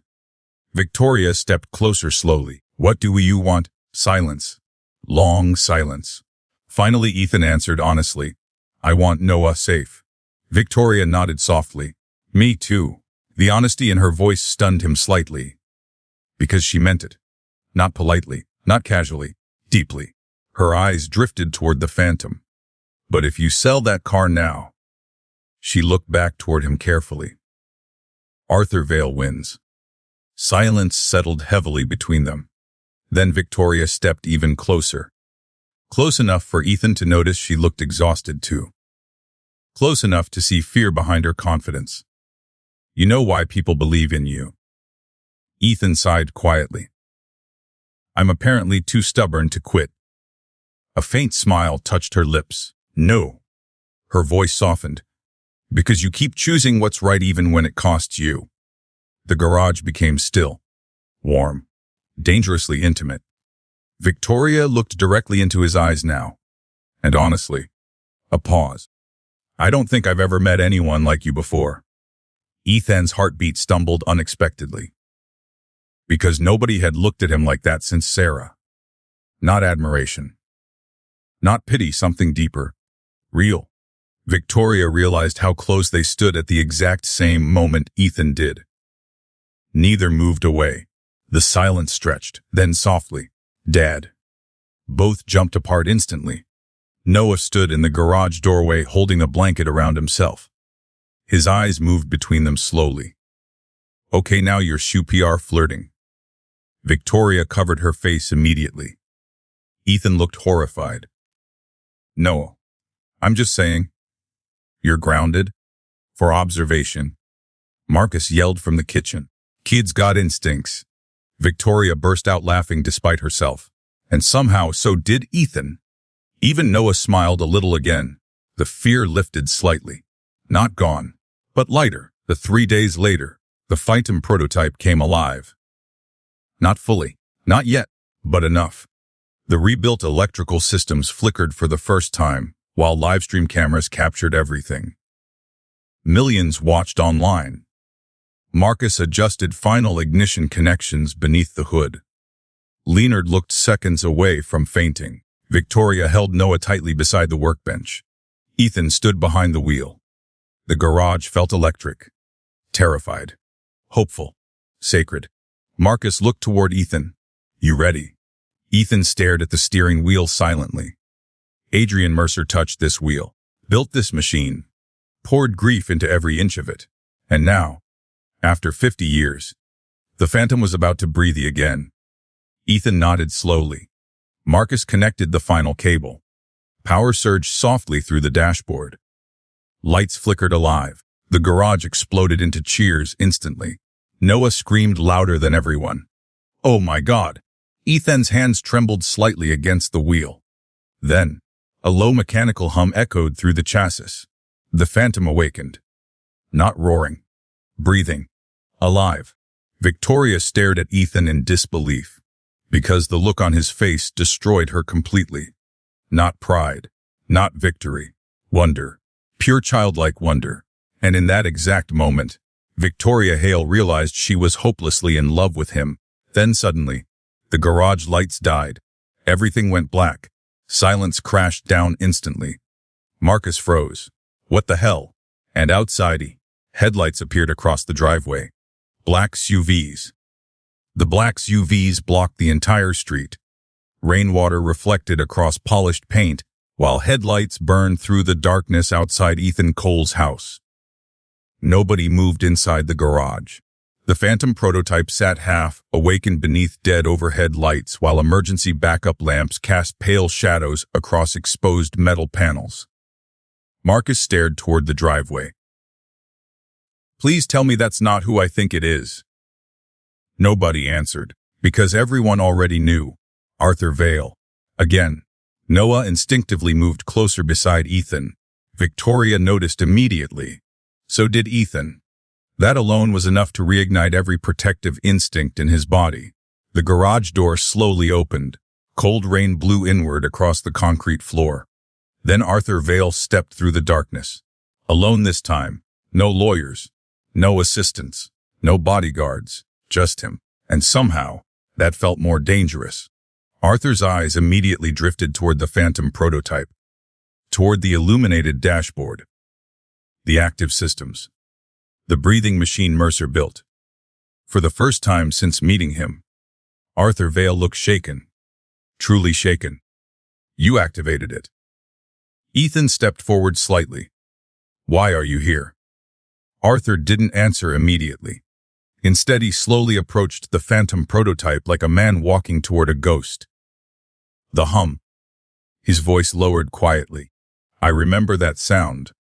Silence filled the garage. Leonard crossed his arms tightly. "You shouldn't be here." Arthur ignored him completely. His eyes remained locked on the Phantom. "My father used to describe it." Noah frowned quietly beside Victoria. "He sounds sad." Victoria nodded softly. "Because he did." Arthur looked older tonight. Less billionaire, more survivor. Finally, Ethan spoke again. You threatening us now? Arthur slowly looked toward him. No. A pause. I'm surrendering. The garage went completely silent. Marcus blinked rapidly. What? Arthur reached slowly into his coat. Everyone tensed instantly, even Ethan. But instead of a weapon, Arthur removed a folder. Thick, old, worn from decades of handling.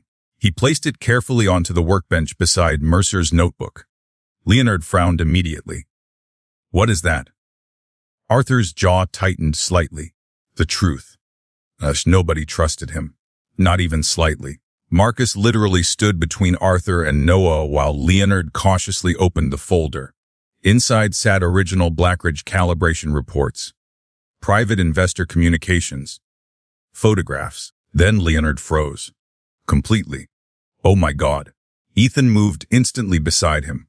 The documents showed altered system calibrations from Phantom 1 before Daniel Vale's fatal test run. Intentional modifications. Sabotage. Victoria slowly covered her mouth. Arthur stared toward the Phantom silently while Leonard kept reading. Then Leonard whispered. Mercer was innocent. Arthur finally looked toward him. Yes. Silence crushed the garage. Because suddenly decades of blame collapsed in one moment. Marcus looked stunned. So your family knew. Arthur's expression darkened. My father's investors knew. Ethan crossed his arms tightly. But you knew too. Long silence. Then Arthur nodded once. Yes. Noah looked horrified. You let everybody hate Mercer anyway. Arthur's face shifted painfully. Because somehow, that question hurt more coming from a child. I was 17 when my father died. His voice sounded rough now. By the time I learned the truth, he looked toward the folder. The damage was already permanent. Leonard stared at him coldly. So you spent 50 years hiding it. Arthur laughed bitterly. You think I'm the villain because I'm wealthy. Marcus muttered immediately. Not helping your case. Arthur ignored him. His eyes drifted toward the Phantom again. My father worshipped Adrian Mercer. Silence settled heavily. When Daniel died, my mother needed someone to blame. Arthur swallowed slowly. And the investors needed someone silent. Victoria's expression hardened. So they destroyed Mercer. Arthur nodded once. Yes. The garage became painfully quiet, because suddenly Adrian Mercer's entire tragedy looked different. Not failed genius. Not reckless engineer. Scapegoat. And then Arthur said the sentence nobody expected. I want to help finish the restoration. Marcus nearly inhaled wrong. No. Arthur looked toward Ethan directly. I'm serious. Ethan laughed once. Cold. Disbelieving. You tried buying it. You blacklisted restoration shops. Someone broke into my garage. Arthur's eyes sharpened instantly. That wasn't me. Nobody spoke. Because the answer came too fast. Too honestly. Victoria stepped forward carefully. You expect us to believe that? Arthur looked genuinely disturbed now. I pressured suppliers. I prepared lawsuits. I tried exhausting you. His jaw tightened. But I never endangered your family. The garage atmosphere shifted slightly. Because somehow, they believed him. Arthur slowly looked toward the Phantom again. When Mercer disappeared, his voice softened. I spent years searching for the remaining prototypes. Leonard frowned. Out of guilt. Arthur smiled sadly. Out of grief. Silence settled once more. Arthur stepped closer toward the exposed dashboard. My father believed Phantom would save lives. His fingers lightly touched the restored steering wheel. And after he died, a pause. I hated the machine because it survived him. Noah stared quietly now. Not afraid anymore. Just listening. Arthur finally looked directly at Ethan. You were right not to sell it. Everyone to slightly. Because coming from Arthur Vela, that sentence meant everything. 3 hours later, The garage transformed again. Documents spread everywhere. Historical evidence. Recovered engineering notes. And for the first time, Arthur Vale worked beside them. Marcus still looked deeply offended about it. I want to officially state this feels illegal. Victoria smirked faintly. You say that about everything. Because everything lately is illegal. Honestly, fair point. Arthur surprisingly integrated into the restoration discussions naturally. Not arrogantly. Knowledgeably. He knew old phantom funding structures, engineering suppliers, testing procedures. At one point he quietly corrected Leonard on an early chassis revision. Leonard blinked. You actually studied the program. Arthur looked toward the phantom softly. My father talked about nothing else.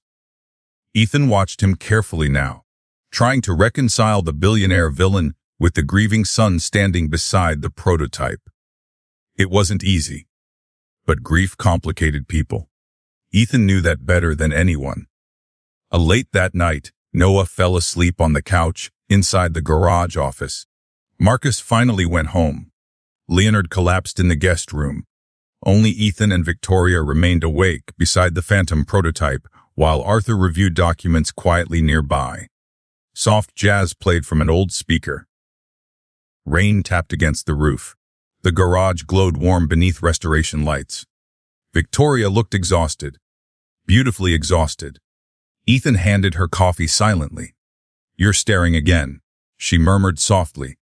Ethan nearly choked. What? Victoria smiled faintly without looking up from Mercer's notes. You do that when you're thinking too much. Ethan laughed quietly. You're impossible. And you're terrible at hiding emotions. That landed dangerously close to truth. Silence settled softly between them. Then Victoria finally looked toward him. You know something weird. What? She glanced around the garage. A month ago I thought this house was depressing. Ethan smirked faintly. Appreciate that. No, wait. Her expression softened. I thought it felt empty. Her eyes drifted toward Noah sleeping nearby. Then toward Marcus's abandoned tools. Leonard's papers. The glowing phantom prototype. Finally, toward Ethan. Now it feels alive. The sentence hit him harder than expected, because after Sarah died, he stopped believing warmth would ever return to this house. And somehow, Victoria brought it back. Without even realizing, their eyes locked again. Longer now. No fear this time. No hesitation. Just truth neither wanted to say first. Then quietly, you should kiss already. Both nearly jumped out of their skin. Arthur Vale looked up from the workbench completely unimpressed. Victoria buried her face in her hands instantly. Ethan stared at Arthur in disbelief. Did a billionaire just relationship coach me? Arthur shrugged calmly. I'm old, not blind.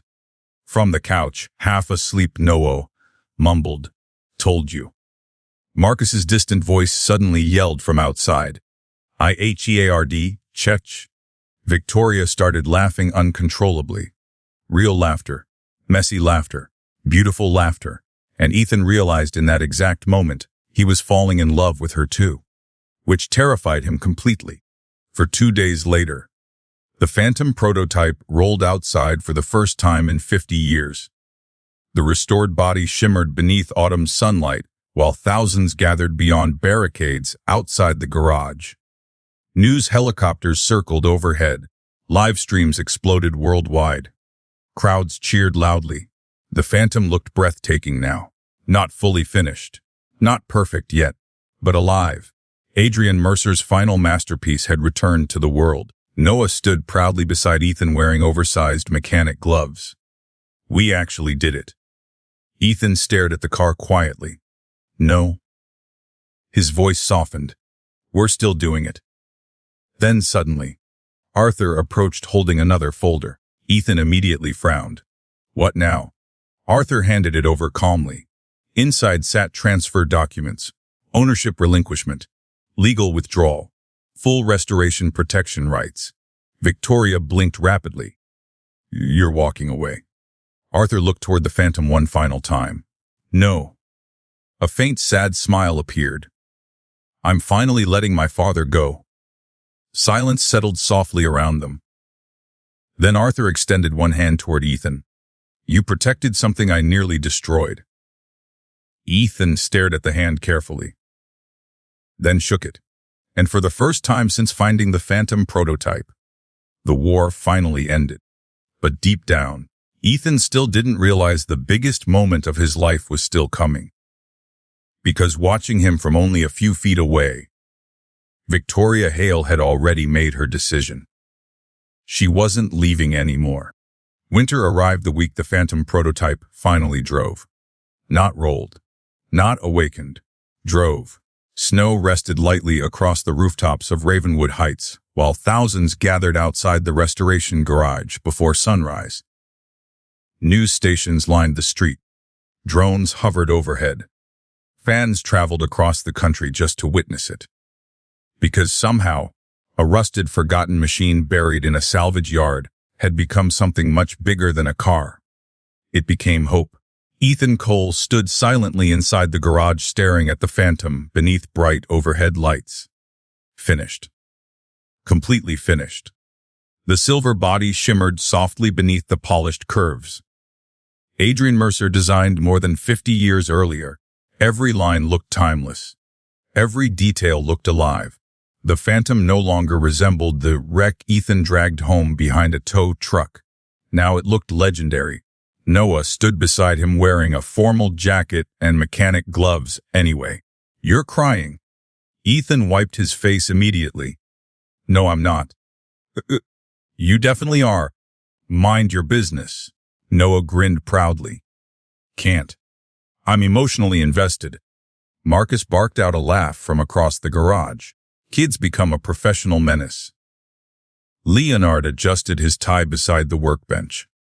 You realize museums are already calling this the greatest restoration story in decades. Marcus folded his arms proudly. As they should. Victoria entered quietly from the house carrying coffee. The moment Ethan saw her, everything else blurred slightly. She looked beautiful. Not polished CEO beautiful. Real beautiful. Tired. Alive. And somehow, home. Their eyes met instantly. Neither looked away. Not this time. No slowly looked between them and sighed dramatically. Finally. Victoria laughed softly. You are never letting this go. Are you? Absolutely not. Honestly, nobody blamed him anymore. Because everyone saw it now. The way Ethan unconsciously relaxed around her. The way Victoria stayed near him without realizing. The way the house felt complete whenever they stood beside each other. Even Arthur Vale noticed. The billionaire leaned quietly near the garage entrance watching the Phantom while sipping coffee. Then casually muttered, "Took you both long enough." Victoria nearly choked. Ethan looked horrified. Marcus immediately yelled, "TSQU." Horace, the unveiling ceremony took place downtown at the Ravenwood Automotive Heritage Pavilion. A museum partnership, public exhibition rights, educational preservation agreements. Exactly what Adrian Mercer deserved. Exactly what Ethan fought for. Crowds packed the entire street outside the pavilion while giant screens broadcast the Phantom's arrival live across the country. Inside the transport trailer, Ethan sat alone in the driver's seat, hands resting softly against the wheel. The restored dashboard glowed quietly around him. He could almost hear Mercer's voice, still lingering inside the machine. Some things deserve a second chance. Ethan smiled faintly. Yeah, he whispered. They do. Then Noah climbed into the passenger seat. You ready? Ethan looked toward his son carefully. And suddenly, everything hit him at once. The salvage yard. The debt. The fear. The night spent rebuilding both the car and himself. And somehow, they survived it. Noah grinned. You look emotional again. Ethan laughed softly. You're annoying. Hereditary, probably. That one hurt because it was true. The Phantom rolled into the pavilion beneath roaring applause. People stood instantly. Cameras flashed everywhere. Reporters shouted questions. But Ethan barely heard any of it. Because for the first time in years, he wasn't thinking about survival anymore. He was simply present. Leonard Cross delivered the historical presentation first. His voice echoed proudly through the massive hall. Adrian Mercer was not a reckless engineer. Screens behind him displayed restored phantom photographs and recovered documents. He was a visionary destroyed by fear, greed, and grief. The crowd remained completely silent. Leonard continued. Tonight, after 50 years, his eyes drifted toward Ethan. The truth finally returns with his machine. Thunderous applause filled the pavilion. Evelyn Mercer sat in the front row openly crying. Arthur Vale remained beside her quietly. Not billionaire and victim anymore. Just two people finally letting ghosts rest. Then the spotlight shifted toward Ethan. The applause somehow grew louder, which immediately made him uncomfortable. Marcus leaned toward Noah whispering loudly, "Your dad hates attention." Noah grinned. "Yeah, but he looks cool." Ethan approached the microphone awkwardly while cameras flashed nonstop. He stared at the massive crowd, then toward the phantom, and finally spoke. A few months ago, his voice echoed softly through the pavilion. I bought a rusted car because something about it felt worth saving. Silence settled across the audience. I thought I was rebuilding a machine. He looked toward Noah first, then Victoria, then the phantom. But honestly, a faint emotional smile appeared. I think it rebuilt me too. The crowd erupted instantly. Victoria's eyes filled with tears before she could stop them. And Ethan noticed.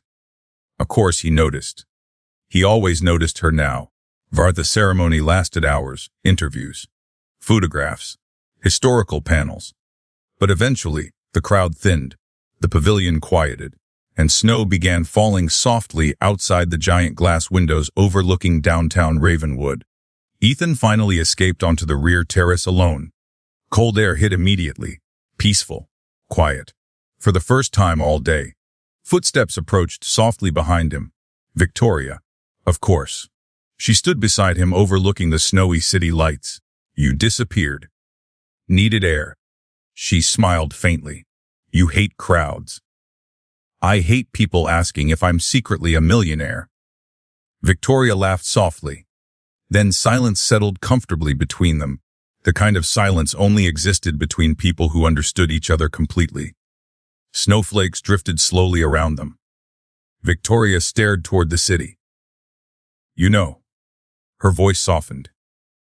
A few months ago, I thought you were insane. Ethan smirked. Honestly, still possible. No. She looked toward him carefully now. I think you're the bravest man I've ever met. The words hit hard. Harder than applause. Harder than headlines. Because Victoria never said things she didn't mean. Ethan stared at her quietly. Then softly admitted, You stayed. Victoria blinked slightly. What? You could have walked away 100 times.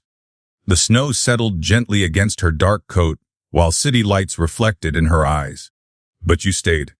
Her chest tightened painfully. Because somehow, that mattered more than anything else he could have said. Victoria smiled softly.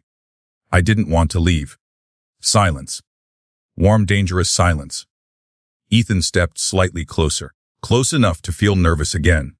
Which was ridiculous, because he was a grown man. But Victoria Hale somehow made him feel 19 and terrified. Then quietly, I love you. The sentence escaped before he could stop it. Victoria froze completely. Snow drifted softly between them. Ethan immediately panicked internally. Great. Fantastic. Wonderful timing. Then Victoria laughed softly through sudden tears. You absolute idiot. Ethan blinked. What? I've been in love with you for weeks. And before he could process that, she kissed him soft, cold from the snow. Perfect. The entire world disappeared. No cameras. No billionaires. No phantom. Just her. Then suddenly, a fine LY! Both jumped apart instantly. Noah stood inside the glass pavilion doors beside Marcus, Leonard, Evelyn, and Arthur. Every single one of them looked deeply entertained. Marcus pointed dramatically. "I owe Leonard $50. Leonard folded his arms proudly. I believed in emotional tension. Arthur sighed heavily. Took both of you long enough. Victoria buried her face against Ethan's shoulder, laughing uncontrollably. And for the first time in years, Ethan truly felt happy. Not surviving, not coping. Happy. Now 3 months later, the wedding was small. Very small. No media. No live streams. No corporate spectacle. Just family. The ceremony took place inside the restored Phantom Pavilion after closing hours beneath warm golden lights. Snow fell softly outside the massive windows, while jazz music echoed quietly through the museum hall. Noah stood proudly beside Ethan wearing a miniature black suit. You nervous? Ethan adjusted his tie. Terrified? Good. Ethan frowned. That's comforting. Noah grinned proudly. You really love her then? Silence. Then Ethan smiled softly. Yeah, across the pavilion, Victoria stood beside Evelyn Mercer near the Phantom prototype. The restored silver machine gleamed beautifully behind her. Adrian Mercer's final masterpiece. The machine that changed everything. Evelyn squeezed Victoria's hand gently. My father would have loved this. Victoria's eyes drifted toward Ethan across the room. So would I. The ceremony itself felt simple. Perfectly simple. No nearly cried during the vows. Marcus definitely cried despite denying it aggressively afterward. Leonard openly sobbed into a handkerchief. Even Arthur Vale looked emotional standing quietly near the Phantom. When the ceremony ended, the museum lights dimmed softly around them. Guests slowly drifted toward the dance floor. And Ethan finally stood alone beside the Phantom one last time. His hand rested gently against the polished roofline. Guess we made it. Soft footsteps approached beside him. Victoria slipped her hand into his, wedding ring warm against his skin. You talking to the car again? Maybe. She smiled softly. Together they stared at the Phantom silently beneath golden lights. A machine once buried beneath rust and grief. Now restored, remembered, alive, just like them.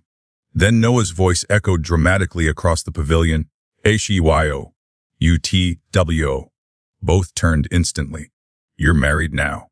He pointed toward the dance floor proudly. So legally you have to dance.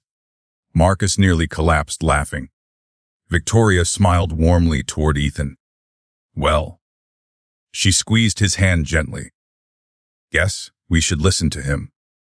Ethan looked toward the Phantom one final time before following her toward the lights.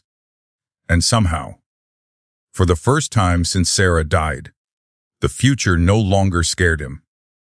Because people thought the greatest treasure Ethan Cole found inside that salvage yard was hidden beneath the rust of an old race car. But they were wrong. The real treasure was the family rebuilt beside it.